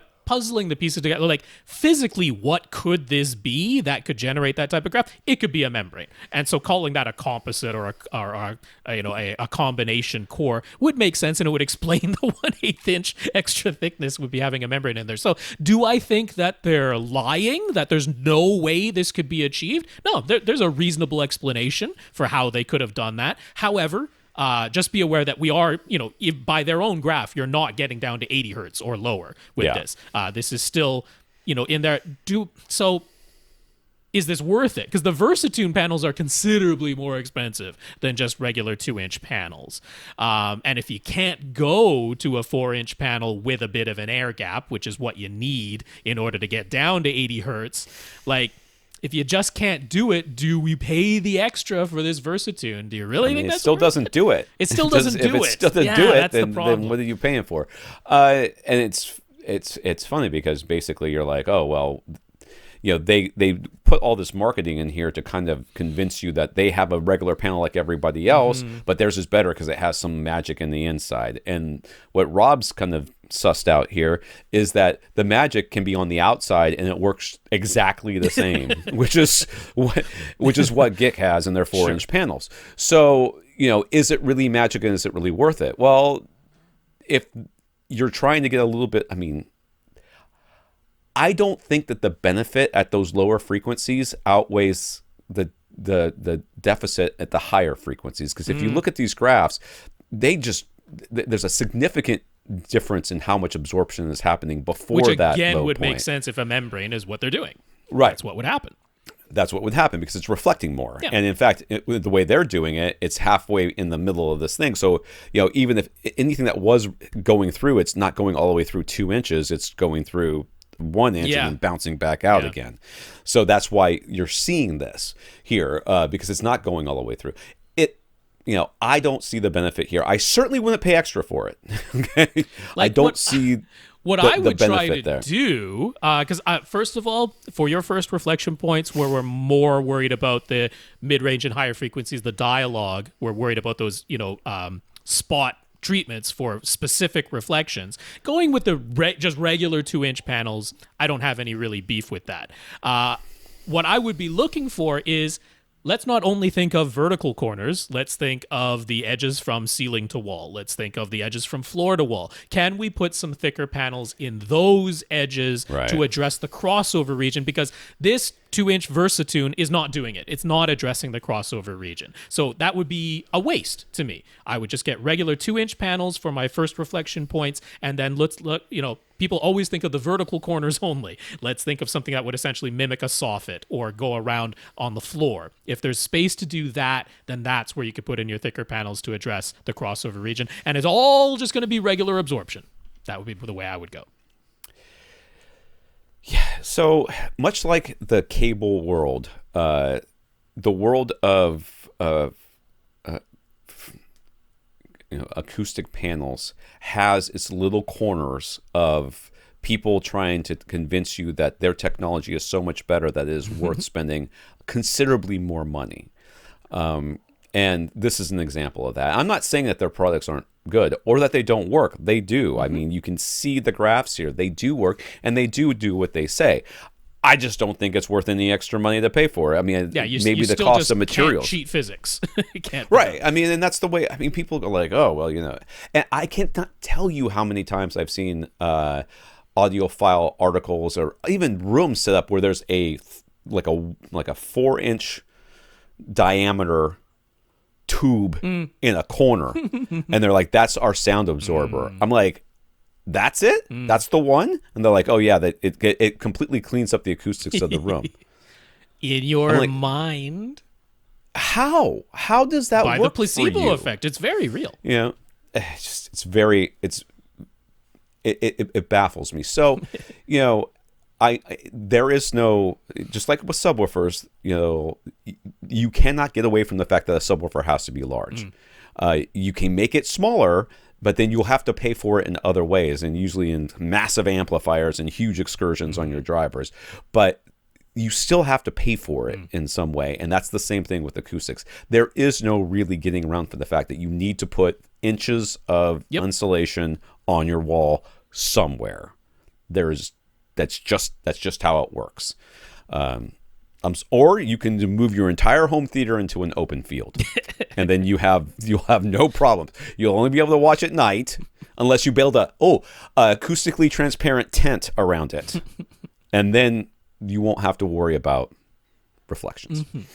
So what's our favorite battery backup again these days again? And we're going to talk about the APCs, and I will talk once again about how mad I am that they haven't come out with our home theater stuff again. Yeah, but it's the APC gaming performance, so you're going to want to look for BR, and then they've got 3 different models of BR. It's the 1000, 1350, and 1500, which just refers to the volt amps that are on tap there. So it's the BR, for example, 1500 MS. You got to be careful because APC has a bunch of different letters that they put in front of things. It is specifically the BR series of numbers MS, or the BGM 1500, which you can't really mistake because it looks like a gaming thing. So, but yeah, you're looking for the APC gaming performance models. BR something something something something MS. All right. Gurinder, have we heard and compared the various Monoprice Monolith in-wall speaker models for ourselves? No, we have not. I actually requested a pair of their bookshelf speakers, and they said they were going to send them, and here I am. Sans bookshelf speakers. I do have their new headphones with Dirac. They just came in this week, so I will be talking about those soon on this podcast. But because that article I wrote about them, I was like, it doesn't even explain. Like, what is this? What is the Dirac part of it? I don't get it. Like, there's a button, but they don't even talk about it. They'll talk about it in the manual. I looked at the manual. They don't talk about it. It's very strange. So he's wondering if for surrounds, the larger 3-way THX 365 in-wall RIW, $400 each, would be worthwhile, or if the smaller THX 265 in-wall IW, $350 each, would be indistinguishable. Also, would it matter if the 265 were installed horizontally or vertically? So the thing about THX certified speakers, as much as people are like, oh my God, I'm not going to pay for THX certification. That's such a crock. Let me tell you about THX certification. I don't have to hear them. I already know what they sound like because THX makes sure they are flat from 80 hertz up to the 20 hertz or whatever. They're within 3 dB all the way across, and then whatever happens after 80 hertz happens. They don't care, okay? Because all they care is that it can properly cross over into a sub. And THX does go for somewhat limited vertical dispersion. That's still a thing that they aim for. Right. So they're generally speaking, what you need to look for in a THX speaker is the right output for your seating distance. So if you are using these for surrounds and they are relatively close to you and a relatively reasonable size room, which you haven't told us, I don't think, what size room you have. Well, we've gone over his room before in the past, but he's currently still got his ceiling all torn up and everything. Right. So will they be indistinguishable? Probably. Yeah, as surrounds, I would save the money probably and just get the 265 IWs. They are perfectly fine to install either vertically or horizontally. It makes no difference, and they're designed to perfectly fit. It's a concentric driver, right? No, not concentric. No, not at all. But the 265 has the sort of nested array, the two woofers with the tweeter buried into them. Oh yeah. But yeah, they're the perfect width if you put them horizontally to fit between 16-inch on center studs, and of course vertically they're thinner than that. Now, if you're looking at the 365 and you're like, it's got that tweeter mid-range stack, and that's the thing that you just want to maintain no matter what position that you're in, then of course there is the THX LCR that are also $400 each, because they're exactly the same as a 365, just with a slightly different form factor. Again, to be able to put them between 16-inch on center studs as a center speaker, that's why it's the LCR, without it being quite so tall as the 365, which you can't really turn horizontally. But they do have the 275, which isn't available right now, but it's on the website. It's listed. It's coming soon. So that's basically, it's the same tweeter mid-range stack, but with just a single woofer instead of two woofers, and that goes for the same $350 as the 265. And the 265 is just a tweeter and two woofers, no dedicated mid-range driver. So if you're just like, I've got to have that tweeter mid-range stack be identical across all my speakers, then I would just wait for the 275, because that's the price that you need, and you don't need the extra output, and that one will go in vertically, and you'll be fine. Oh, okay. I was thinking that this was a different speaker. I have talked about so many different speakers from. Yeah, you were looking at the new compact, the new the compact on-wall one, yes. compacts. Yeah, the on-wall ones.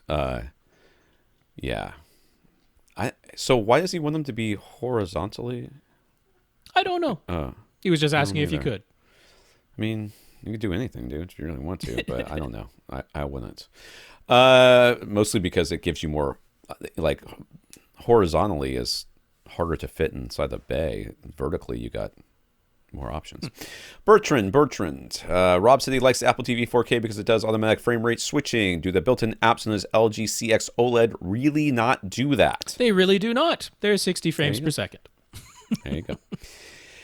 He keeps his iTunes music folder stored on his Synology NAS. Would it be possible to point an Apple TV 4K to that NAS folder and easily play back all of its music?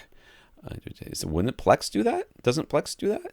Oh, but I mean, he's like, it's an iTunes folder. So if he's getting an Apple TV 4K, can he just do iTunes? Can he just keep it simple and do iTunes? And yes, you can. You will simply have to turn on home sharing. So you'll want to do that for all of your Apple using devices, all of your computers, tablets, phones, your Apple TV 4K, and your Synology NAS, which can run as an iTunes server. You just need to have home sharing turned on for all of them. You need to be logged in with your Apple ID to all of them. And as long as you've done that, this will work the way you want it to. It'll find that NAS as an iTunes server as long as home sharing is on both devices. So yes, you can do this. Okay.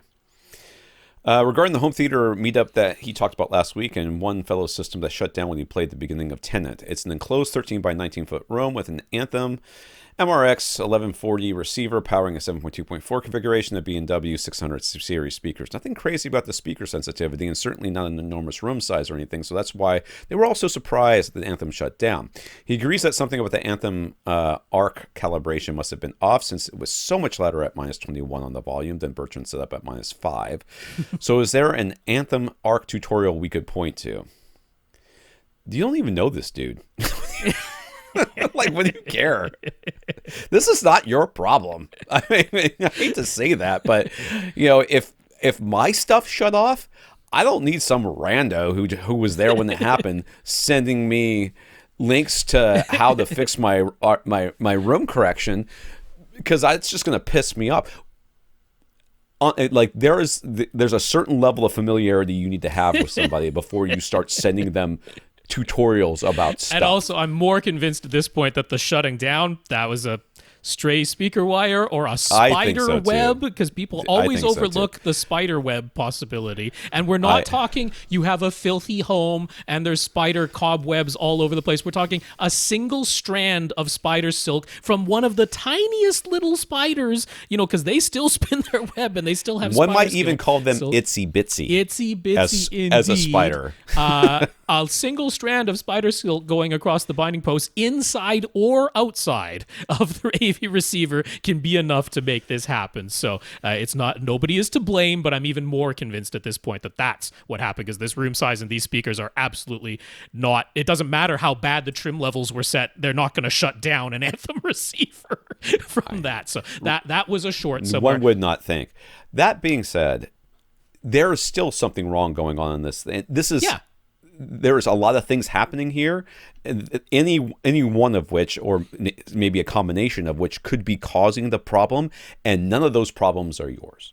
So, regardless, let them figure. I'll put a couple of YouTube links to some Anthem Anthem room correction setup stuff, including the newest Anthem Arc Genesis, which is what the 1140 has. That's the newest version, Anthem room correction Genesis. So I'll have a couple links, and if you just want to peruse the YouTube videos, it's fun. We were just talking about something similar today when we were writing. There's a friend of mine, and I was like, hey, we need to make sure we have a pack that, because cycling shorts are extremely tight, and especially if you buy cheap ones, as you wash them and wear them over and over again, they can get a little transparent. So it happens, and I'm like, you need to tell me if something like that's going on. I do not want to find out that you knew about it. He goes, don't worry, man, I got you. He goes, I usually tell everybody, but there's been a couple times when I haven't known the person. I figure they would want to know, but I don't know that they necessarily want to know. For me, this is your situation where it's like, you are not yet friendly enough with this person to tell them that their butt's hanging out. Okay? You're not there yet. They let them figure it out for themselves. All right, I have to scroll. Sorry, I got too excited. He's noticed several times now that when he's watching Dolby Vision content from his TV's built-in apps, the overall brightness of the image will change pretty dramatically right in the middle of a scene, as though there's some kind of ambient light sensing, auto screen dimming and brightening, even though he's got a pitch black room. You need an ambient light rejecting screen, obviously. He's got it's an OLED. In your Vanta Black Theater, you need an ambient light rejecting screen. That's what the custom installer said. It's true. He's got all the eco settings turned off, and he uses the expert dark room picture settings. So any ideas? Crappy content being streamed. Well, honestly, the clue was that he says he uses the expert darkroom picture setting, because when things switch to Dolby Vision, that's not an option. So that clues me in that there is a quirk in the LG OLEDs when you're setting your picture settings, which is, and I'm certain he's seen this, you set things up, maybe you adjust, a few of the picture settings. And then there's actually a thing right on the picture settings menu that says apply to all inputs. So I'm sure that he's seen that, and he's like, yeah, I've set it up. So I've done, HDR10 from my Blu-ray player. I've done Dolby Vision from my Blu-ray player. I got that set, and I clicked apply to all inputs. Then I went to the Netflix app or the Dolby or the Disney Plus app, the ones that are built into my LG TV. And now there's these weird light fluctuations. Well, guess what apply to all inputs does not apply to? You're right. It does not apply to the built-in apps. So they're still going to be on the default picture setting. And for Dolby Vision, that is Dolby Vision Home, which has Dolby Vision IQ built into it, which does this light level fluctuation thing that you're describing. You need to go in there and manually change to Dolby Vision Dark, which is very simple to do, but it needs to be done for I'm pretty sure each and every streaming service that's actually built in the TV, lovely. I haven't had success with that apply to all inputs thing. So you are not to be blamed, because one would think naturally that would work, but it doesn't, and that completely explains what you've described. So it's just changing the picture setting when you're using the built-in apps to Dolby Vision Dark instead. Okay. Would not have known that. Yeah, exactly. Michael wants to know if he'd be able to get similar performance from 4 SVS cylinder subs rather than 2 PB16 Ultras. Could stack them. Yeah. Just got to cluster them in a group. It's just like it's an enclosed rectangular room, 28 by 18 with 13-foot ceilings for a total of 6,550 cubic feet. PB16 Ultras have gotten quite expensive. Duals are currently priced at $5,600, but he's been checking out the used market and seen several of the older SVS cylinder models up for sale. If he were to get 4 cylinder subs, he'd put one in each corner. So how would it stack up against a pair of PB16 Ultras? Well, I think that what is he looking at? Which the cylinder subs, though? He didn't say. He did not say, yes, and that is very important. So if you're talking about the 2000s, I would put 2 in one corner and 2 in another, and it still probably wouldn't be enough, to be honest with you. Still wouldn't quite equal PB16 Ultras. That's, yeah. But if they're 4000s, yes. The PC 4000s. The PC 13 Ultras, which is what the 4000 replaced. Yeah. I would put one in one corner and one in the opposing corner, and that's probably fine for your room, I would think. But I mean, 4 or 1 in each corner with a rectangular enclosed room, that's going to be fantastic for your uniformity. If these are PC 13 Ultras or PC 4000s, you are in great shape if you were to get 4 of those. Because actually, if we look at it, the PC 4000, even though there's this big price delta, is realistically about 3 decibels quieter across the board than the PB16 Ultra. Now, this happens all the way up SVS's lineup. It's basically about 3 decibels louder each series that you go up, and you go, it's only 3 decibels, but that is literally twice the power, so it's nothing to sneeze at. Now, if you had 2 of the PC 4000s in your room, and you had them across the room from each other, they would be about equivalent at that point to a single PB16 Ultra in terms of output. So 4 of them is about equal to 2 PB16 Ultras just in sheer output if you got 4 of the PC 4000. Now, the PC 13 Ultra, since we know you can actually replace the amplifier in there and effectively turned it into a PC 4000.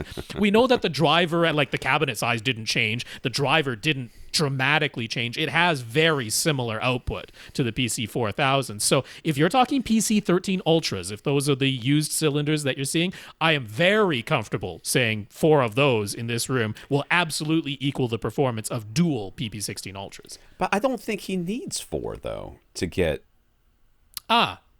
reference level. Well, I mean, 6,500 cubic feet, you are getting up there. You're getting up there. Yeah. I still think that what you'll end up with is with 2 of either the PC 4000s, or no matter how we look at it, it still ends up being PC 4000s because you get the amps, right? Yeah, right. You could, yeah. I think your volume dials will just be up higher than they would be on the 16 Ultras. Yeah. So you would have clean, more even bass by having 4. Yes. I mean, if the price is right, get 4. Yeah. If you got 2, I don't think you're really missing out on much. Well, yeah, I mean, the other option is if you don't go used and you just got dual PC 4000s, because that's much more affordable than dual PP16 Ultras, then yeah, I agree with Tom that you're probably going to be okay. But yeah, what I would say is if you're just seeing cylinders and they're the 2000 series, then that's not going to be the equal. That's not It's going to be the 13 Ultras or 4000s. You have to buy them by the dozen. Put 6 in one corner and 6 in the other. Even then, I don't even know if that's going to do it. Infinite Gary. Gary's enjoying his new Luxman L550AX2 stereo integrated amp. Never heard of it. Its amplifiers are pure class A, which means it's hot. At 20 watts into 2 channels into 8 ohms, or 40 watts into 4 ohms, which is how watts work, according to its specs. He used to have a pair of Parasound Halo JC1 monoblock amps. They were class AB, rated 400 watts into 8 ohms or 800 watts into 4 ohms, but you could select for either the first 10 watts or the first 25 watts to be pure Class A? Because of course you could. Yeah. So in both cases, those Class A amps were generating plenty of heat, even when they were just sitting there idle, not making any sound. But he knows that the Parasound monoblocks were way hotter than his new Luxman. Obviously, the monoblocks had a lot more wattage available, but at most it would have been 25 watts of Class A for each monoblock, plus 20 watts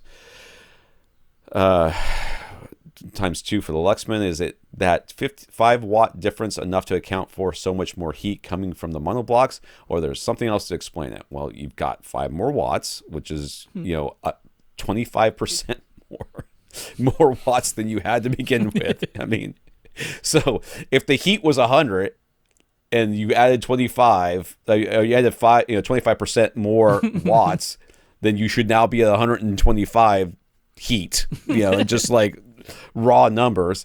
And then add to the fact that there's also all the capacitors and stuff for everything else that it's still storing. And 2 power supplies going on, because you had 2 monoblocks versus the single stereo amp. Right. Yeah. And then the thing to remember is that the AB portion of it is still giving off 50% heat. Yes. The Class A's are like 80-90% heat or their power is lost to heat. The Class AB is way better at 50, but that's still 50% of the power is getting lost to heat. Yeah. So they you're still went up to adding 400 heat watts. to this whole thing. This is not a shocking thing that is happening right here.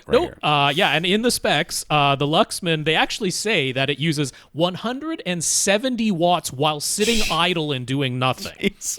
It's just sitting there burning 170 watts, and then at full load, it'll use 200. The hole in the ozone layer above Gary's house is just widening. At full load, that Luxman will use 230 watts under load. This is for 20 watts of output, okay, or 40 watts combined. So worth it. 230 watts under load, 170 watts just burning all the time, even when it's sitting there silent and idle. But the Parasound, they have those specs as well. The Parasound Halo JC1 monoblock was burning 250 watts while sitting idle each. So 500 watts was just sitting there burning away when no sound was playing. So it's 500 watts at idle versus 170 watts. That could explain why there was more heat in the room from the 2 monoblocks. And also it'll go up to 1280 watts under full load to hit that 800 watts into 4 ohms. So the Parasounds were using more wattage. That's just absolutely the case, which explains the heat. All this for the sound benefit of what? It sounds exactly the same? Okay. Nathan wants to add some whole house audio speakers just for background music all throughout his first floor, living room, kitchen, dining room, bar area, and also upstairs in the master bedroom, master bathroom. I really want speakers in my bathroom, but I think it would drive my wife nuts. It would my son would definitely drive us nuts because he would put an Alexa in there and then make it play Hamilton, which he would sing at the top of his lungs extremely poorly. The boy cannot carry a tune. Each pair of speakers needs to cover an area roughly 12 by 15 feet with 8-foot ceilings. So very reasonable. We're not asking this to fill the whole house, because he's like on that first floor. He's spec'd out like, let's see, 1, 2, 3, 4, 5 pairs of speakers. Going around that first floor, and then he wants a pair of speakers in the master bedroom, pair of speakers in the master bathroom upstairs. I think that's all pretty reasonable. Yeah. It's an older house, 1938, and the walls are plaster. The kids' bedroom is directly above the living room, and the ceiling in the kitchen is beadboard. So he's thinking that in-ceiling and in-wall speakers are not the best idea, particularly for the first floor. Mounting speakers on the walls would be fine. He just wants them to be visually unobtrusive and have a neutral sound and cost in the range of $100 to $400 per pair. Scrolling past all the diagrams. Yeah. So which on-wall speakers would we suggest? Well, fortunately for you, I have written an article called Best All-in-Wall Speakers on avgadgets.com. There are a couple of options that could be added to that list at that point, because you don't have the Klipsch on-walls, you don't have the Aperion on-walls, you don't have the new Focal 300 on-walls. Yeah, but I wrote that a while ago. all of those that I just mentioned are above the budget that you specify. Yeah. So truly to match what you've talked about, there's really only one that fits all the check boxes that you've talked about, and that's ELAC's debut 2.0. The OW, whatever the it is. OW4s, 2.0s. Yeah. Those are $330 a pair, just at full retail price. So they fit within the budget you specified. I mean, they are black rectangles. They're not going to win any like fancy awards, but they're completely reasonable. They do have ports, but the ports fire down. And if you're looking at the back, you're like, there's no keyhole mount. No, they come with a bracket to mount it to the wall. It's included in there, so they're not leaving you to your own devices as to how to mount these things. And yeah, they're like, about 4 inches deep from front to back, and some black rectangles on your walls. A little hot glue and some white speaker or acoustically transparent fabric. Sure. And you could just cover them as is, and stick them to your ceiling. They will look like little bumps, but whatever. Yeah. I think that would work. Very fine. Neutral sound, perfectly fine for the sizes that you're wanting to cover, and they fit the budget. So I think that's the only really option I came up with that didn't cost more, or if we went to the smallest of the clip-on walls, is not exactly a neutral sound that you're talking about. Yeah. So, yeah, I like those ELECs. The clip-on walls are angled, aren't they? They have some that are, but no, they also have flat ones. They have reference Premier flat ones as well. Yeah. Okay. But they're not cheap. So he was thinking he'd use one of the Fosse stereo amps for each pair of speakers. Any reason to go with something else? Well, it depends on how you're going to run the stereo audio in your house. If you are, or the whole home audio. If when you turn it on, every speaker gets music, the exact same music at the exact same volume, well, then you can do it a bunch of different ways. A distribution amp would be a really good solution here, where you could plug in multiple sources to it and then feed the different zones, different things, depending on what you want. You can even put volume controls in your room, depending on which integrated amp distribution amp you got. You could just use Zone 2 on your AV receiver and just series parallel everything. But it kind of depends on how you're going to. Yeah, we don't know the control scheme, because if this is a matter of you're using something like Google Home devices or Amazon Echo devices, and all you need is an amp, DTS Play-Fi or something like that. If that's what you're using and all you need is an amp, then yeah, I love the little Fosse Class D amplifiers. You'd want to go with the TDA 7498. They're $76 a piece, so you can't really beat that. For they have a genuine 80 watts of output. That, for real, they list them at 160, but they put out 550 degrees of heat. Not as a Class D, they don't. They're all Class A. It's just one big tube on top. Yeah. So assuming that he's already figured out what he wants to do for control, and I think it's going to be something like that, where it's a bunch of the little wireless systems that are going around, and you just want to have better speakers attached to them. Then yeah, I love those Fosses. But if you haven't figured out all the control things, then you're actually looking for a distribution amp. Then I would just point you to Dayton. Dayton distribution apps that you can get at Parts Express. That's what you'd want to get. Yeah, and I've found that Amazon has become worse and worse for shopping lately, and I say that very reluctantly, because I've done a lot of shopping over the course of the pandemic at Amazon and been very fortunate, but I'm finding there are a lot of stuff there that I used to be able to get pretty consistently that I can no longer get, and it seems like a lot of companies are tired of having to compete with Amazon basics products that undercut their prices by just enough to make people buy them, by all the knockoffs that they'll find on Amazon. So I just made an order for cycling gear, which I have bought a lot of cycling gear from Amazon, and I still own the one shirt I bought at the beginning of the pandemic. All the rest of them I've sent back because they haven't fit, or they've been uncomfortable or just weird. So I just ordered some cycling gear, which I'm hoping comes tomorrow, and it was expensive because it is, but I ordered directly from the company, and they're now like, as long as you're exchanging, it's free exchange. If you ship it back to us, we'll charge you a flat shipping rate, but that'll be it. So, and it's like, you know what? Amazon's building in that shipping, that return shipping price anyway. So now I'm just not paying for that return shipping price. And this was stuff I used to be able to find on Amazon, and now it's no longer there. So I am starting to recommend that people go to places like Dayton Audio Parts Express and order directly from them, because like the last time I went looking for a distribution amp on Amazon, the options were atrocious and absolutely insanely priced. They were either like I wouldn't buy it. If you gave that to me, I wouldn't take it because that looks like it might explode. To this is obviously way more than anybody needs, and no, I'm not going to spend $1,600 on it. So yeah, go to Parts Express directly, shop directly there, and forego the Amazon. On the second floor, in-ceilings are an option for the master bedroom and master bathroom, so any suggestions there? Again, I think I did an in-wall in-ceiling speaker article over at AV Gadgets as well. There's a lot of options out there. Of course, we always know does Aperion still do their in-walls? They do, but I'm not huge into their current lineup. So, I mean, I've been talking about for the master bedroom, the Sonance Mag 6s from Best Buy. I mention them every time somebody brings up in-ceiling speakers, but I still like it. They're $170 a pair for the 6.5-inch Mag 6s. And then I always want you to have back cans for any in-ceiling speakers. So it's $60 a pair for the Sonance back cans, so that you're definitely within the budget. Now, when it comes to the bathroom, if they're going to be in the bathroom, you actually want essentially outdoor rated. Yeah. You want like weather resistant for the humidity. Or marine. The marine rated. That's the one. The one's for boats. That's the one I would really go for as the boat you stuff. want something rated for moisture. So I'm actually going to point you over to Outdoor Speaker Depot, which, surprise, surprise, has outdoor speakers, as you might guess from their name. Now, I think it's worth it here. These are ever so slightly more expensive, but really not bad once you include the backer boxes.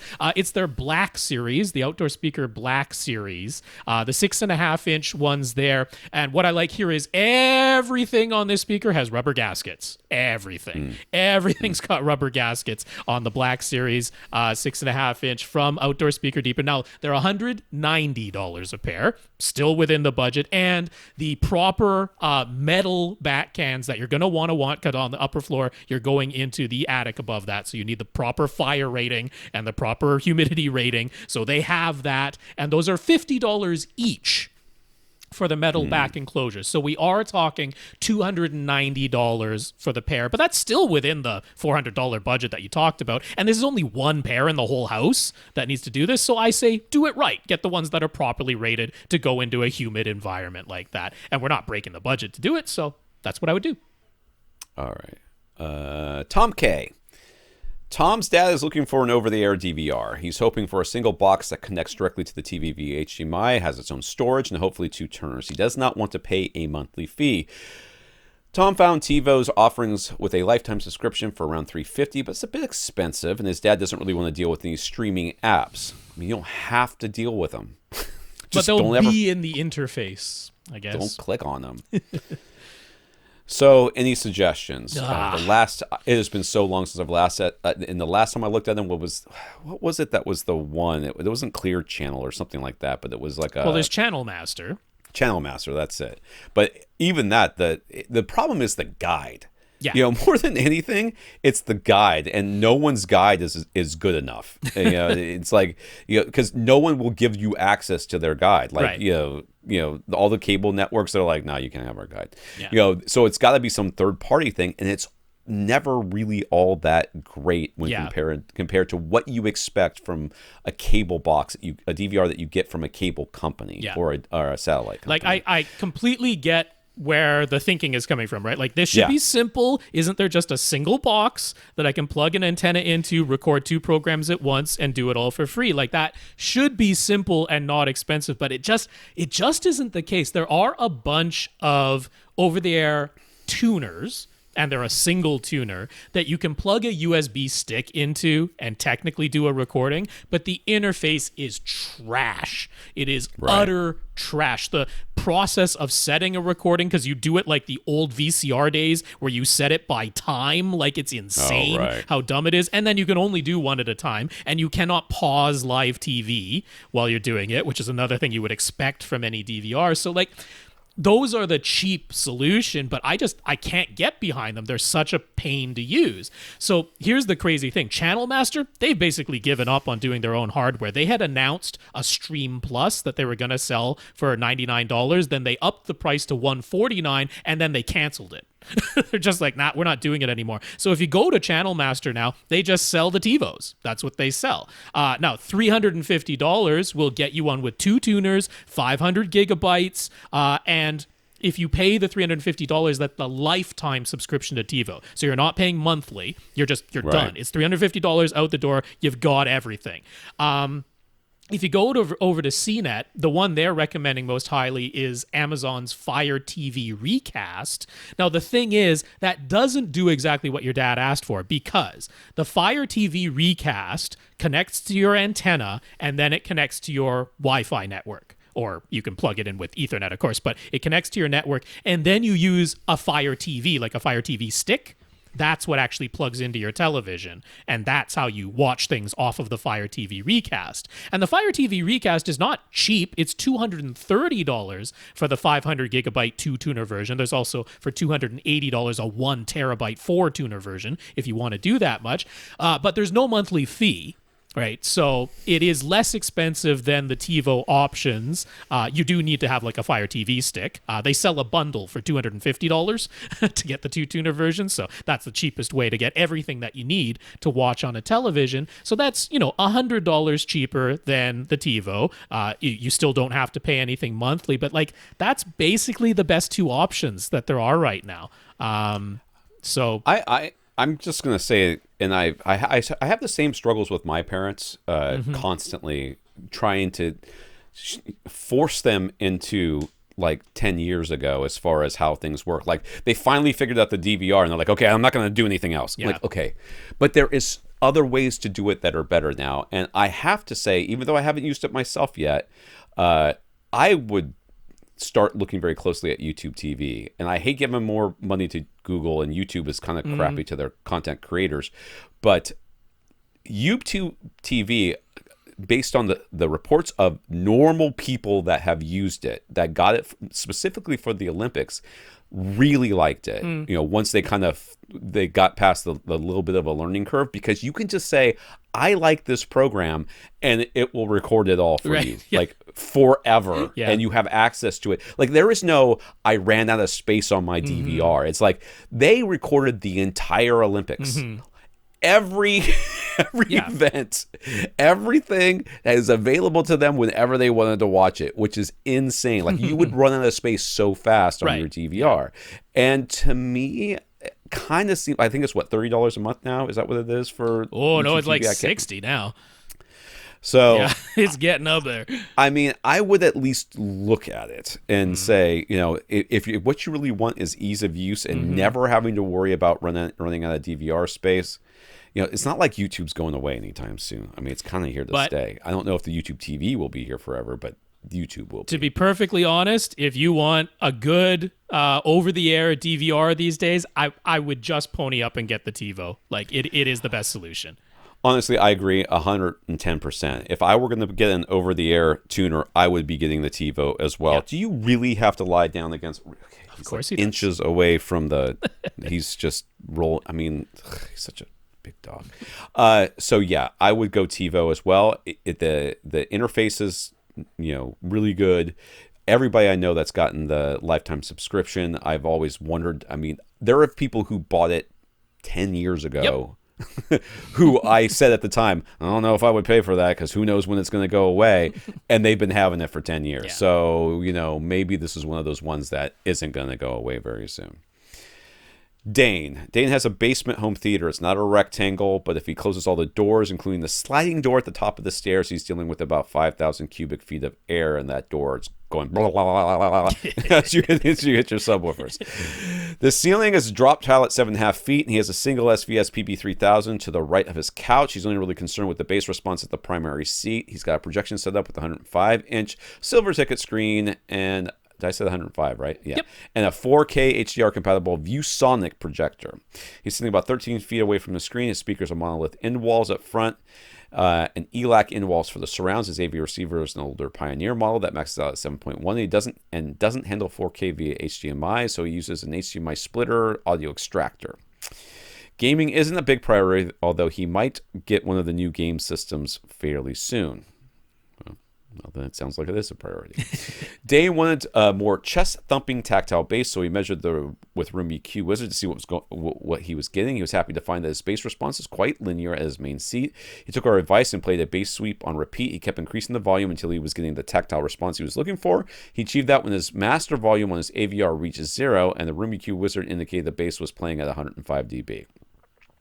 But for the rest of his speakers, that was way too loud for his liking. He typically has the master volume set to -15. So he put a big boost on the subwoofer trim level, and that gets him the tactile feeling he wants while keeping the speakers at his preferred listening level. But he's wondering if there's a better solution. It's called curves of equal loudness. But well, that's exactly what he's asking about. That's what you've kind of done manually, because this receiver won't do it for one particular volume for level, one volume. Yes, that's exactly what he's going to be asking about. So he's been considering getting a new AV receiver. He would like to maybe upgrade to Atmos, although probably not for a year or so. He heard Tom's advice to never spend more today for a feature you might or might not actually use in the future. And unless he gets a much more expensive projector, he has no plans to do so, he won't have any need for HDMI 2.1. So would it make sense to pick up a Denon 1600H from Accessories for Less? Would Odyssey Dynamic EQ in the editor app allow him to get the bass response he wants at his preferred listening level and be able to maintain that even if he changes the master volume? And the answer is yes. That's exactly what I would do. Yeah, that's really what you want. In your case, yes. Because so what's going to happen is if you don't use the Odyssey editor app, then up at full reference volume at 0 dB on the master volume dial, you're going to see essentially a flat line. At your primary listening seat, which is the only one that you really care about, you're going to more or less see a flat line going all the way across. And then as you lower the master volume, if you were to measure it, you would see a rising graph where the bass is getting louder while the mid-range and treble are quieter. Now, that might not quite get you all the way to, because he wanted like a 15 decibel boost, basically, which is pretty close. He was like -15 on the volume dial, and he wanted like a 15 decibel boost, so maybe you'll be perfectly fine with dynamic EQ as is. But if it's not quite enough, you can use the Odyssey editor app and set your target curve so that even at full reference volume, there's a bit of a boost in the bass. You can absolutely put that in to your target curve, and then dynamic EQ will still go along with that. So you can get what you want is the short answer. Right. Yes, you can. You can, but let's make sure that we're clear here. As you reduce the volume, that tactileness will go away to a certain extent. It will reduce as well, yes. But not the way that a receiver that doesn't have Odyssey Dynamic EQ or YPOW volume or anything else that is curves of equal loudness, Monoprice's own solution, which his older Pioneer has nothing that does anything similar to that. So yes. The Odyssey Dynamic EQ would be a help here. The Odyssey Editor app would be a help here. Now, the 1600H, very affordable, getting it from Accessories for Less. Yes. It does 7 channels, but that would mean the most you could do Atmos-wise would be 5.1.2 in his setup. So you'd have to give up your surround backs and change them to some kind of overhead pair. But if it was just a matter of, I kind of want to give it a try, you could do that with just the 1600H. Does not have HDMI 2.1, but yeah, if you're not going to upgrade to a 4K 120 projector, I don't really see much need for that. So the only question is, does he go for a 9-channel? Does he go for an X3700H? Because that's $1,300 at Accessories for Less. Does he go for that today, or does he just spend the $450 for the 1600H and just be happy with that right now? There is no world in which I spend $1,300 on on the possibility of having 2 more speakers above my head that I don't even know if I want yet, much less put up there. For $450, by the time you have gotten through gotten to the point where you're now thinking you want more than 2 speakers above your head, you'll be able to spend another $450 to get one that can do it for you without, and you'll still be under the $1,300. You'll be able to sell off that 1600H for something. It might be a little less than $450 by then, but you'll be able to get something. It depends on how long it is between now and then. So I think that this is a good plan. I think that you've identified you've identified your need and your solution very succinctly and well. You're not trying to convince us or yourself that you need to go and get, a pre-pro with monoblock amplifiers, the tubes, and give off 7,000 joules of heat. So yeah, we're good here. So yes, is there some way to make your own version of dynamic EQ, a manual dynamic EQ, as it were? Yeah, dude, you did it. You already did it. Like you say, when you change the master volume, but like, so, he switches from Netflix to YouTube, and this doesn't work anymore because the signal level coming out of those two services is so wildly different that he has to change the master volume, and now this curve doesn't work anymore. Many receivers, I don't know about your Pioneer because they didn't really tell us which one it was. Well, he did, but it's older. It's important to me, at least, because I wouldn't look it up. But so what you would have to do is, as you changed your volume, you would have to adjust your trim levels on your subs on the fly. That's how you would do it. I mean, you could theoretically do it somehow through a... I mean, I don't even know with a mini DSP, with a mini DSP, you can set 4 presets and change to them on the fly with a remote control. So that would be about the closest. That would be about the closest solution. Yeah, you would add a mini DSP and you would set up 4 presets. Because I mean, most of us... That's almost the price of that receiver you're looking at. It is. Well, it's half. It's half the price of the receiver. Two something, right? Yeah, $220. So I mean, you still got to pay for the cables and everything else. Yeah, because I mean, most of us, I would say, like, most of us don't literally use every notch on the volume dial. We'll use like -5, -10, -15, -20 or something like that, right? Right. Like, commonly that's what we'll do. So it's not outlandish to say, I'm going to have 4 presets programmed into my mini DSP and choose the one that is appropriate for whatever master volume I'm listening to right now. So that would be about the way to do it. But yeah, given the price points we're looking at, and given that you're sticking with one subwoofer, like, you're not getting any of the benefits that we would get a mini DSP for. So I would just spend a bit extra and get the receiver that'll do this. Right. I agree, especially since, there is content on any app that it is mastered to different and plus volumes. you won't have to deal with the HDMI splitter anymore, but getting this new AV receiver. So that convenience alone is worth something. That you save yourself an HDMI cable on top of that. He says, would tactile transducers make more sense in his situation? I mean, I think you can make the argument that if what you really want is your couch shaking, and I'm saying that specifically. If what you really want is your couch shaking, then tactile transducers make sense. If what you really want is the sensation of the bass shaking you and your couch, I don't think those two things feel exactly the same. And we do know his current subwoofer in his current room, in his current seating position for his primary seat, can get him where he wants to go. It's not that he said, hey, man, I cranked up the EQ and the trim level as much as I could, and I just couldn't get there. It's like, no, his BB3000 got there. It's just that at his normal listening level, he needed a bass boost to keep it there, and that's what dynamic EQ is going to do. So I don't think you need a tactile transducer. I agree with Tom. If you just want it for fun because what you want is to feel your seat shaking, that's okay. You can do that. There's nothing wrong with it. Yeah. But I don't think you need it to get what you want, because you already know that your subwoofer can get you what you want by itself without a tactile transducer. Properly integrating a tactile transducer into any system that you're going to need that mini DSP. So this is the thing that kind of blew my mind when I wrote that article about how to get a tactile transducer. There's some articles, and I tell my wife this all the time. I'm like, this one got away from me. And what I mean is, I started writing it. I thought it was going to be simple, and I'm still writing this dang thing, and it won't stop. Like, I'm not even close to being done. That was the tactile transducer article. We'll link it up. I'll have to find it. But that was the tactile transducer article because it's like all you have to do is get a Y splitter on your subwoofer output. You go one to your subwoofer, one to the amplifier for the tactile transducer, and you're done. No, you're not. That you're not.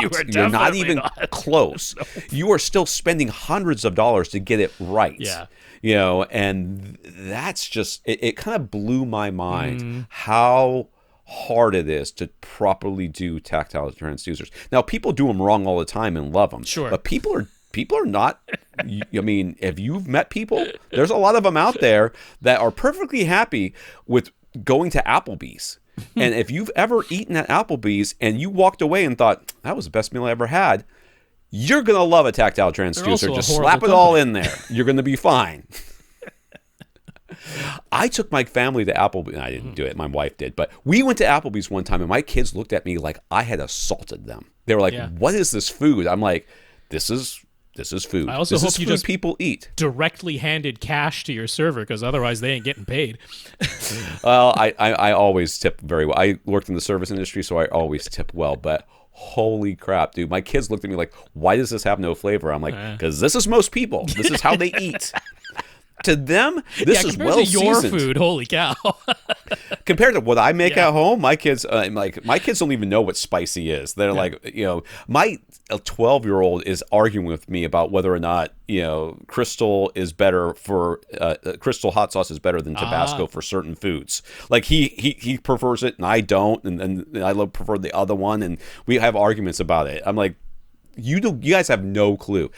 For those people, tactile transducer, just slap it in there. But if you want to be a if you really want the experience that you're supposed to have, that adequate experience, it is hundreds of dollars, a lot of work, and not easy. Yeah.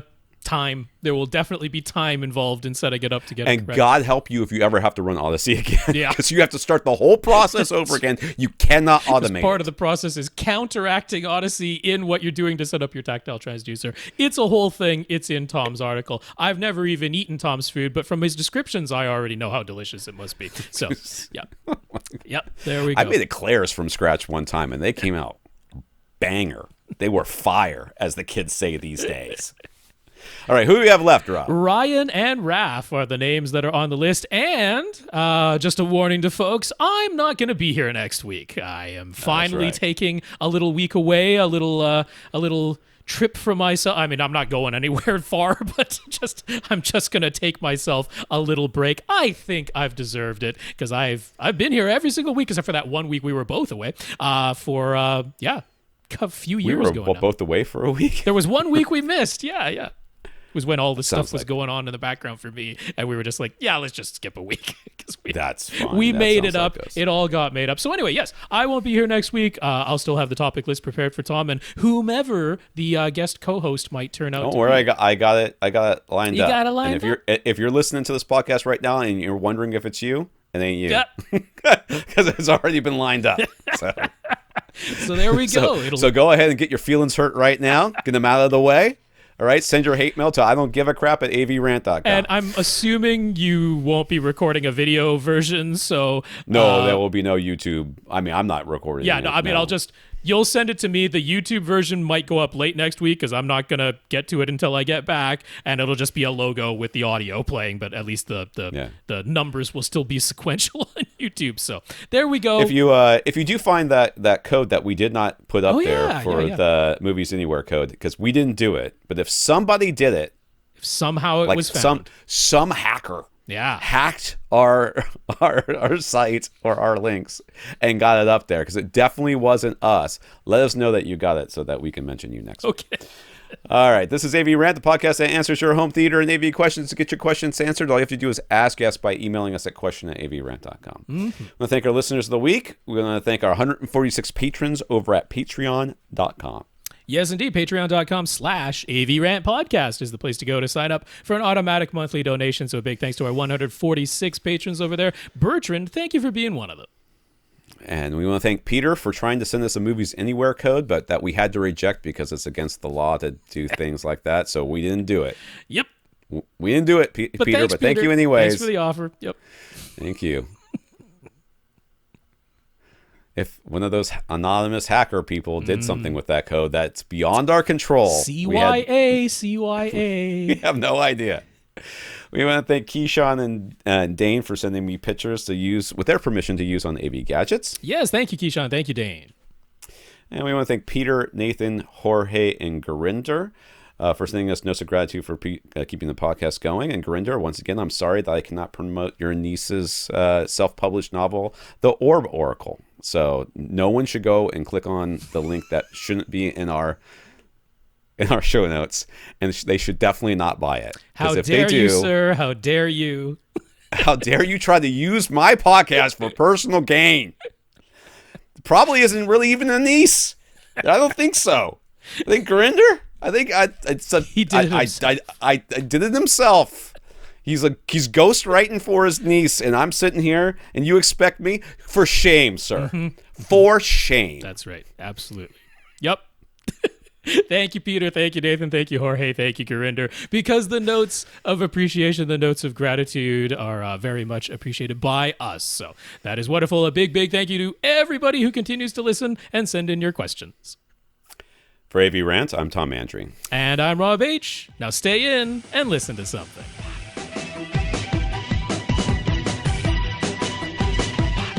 Want your question answered? Send it to question@avrant.com.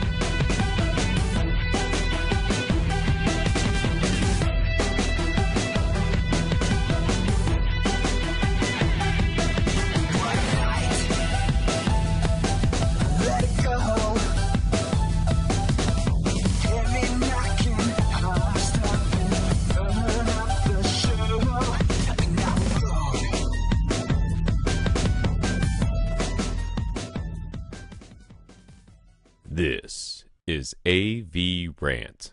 Now go out and listen to something.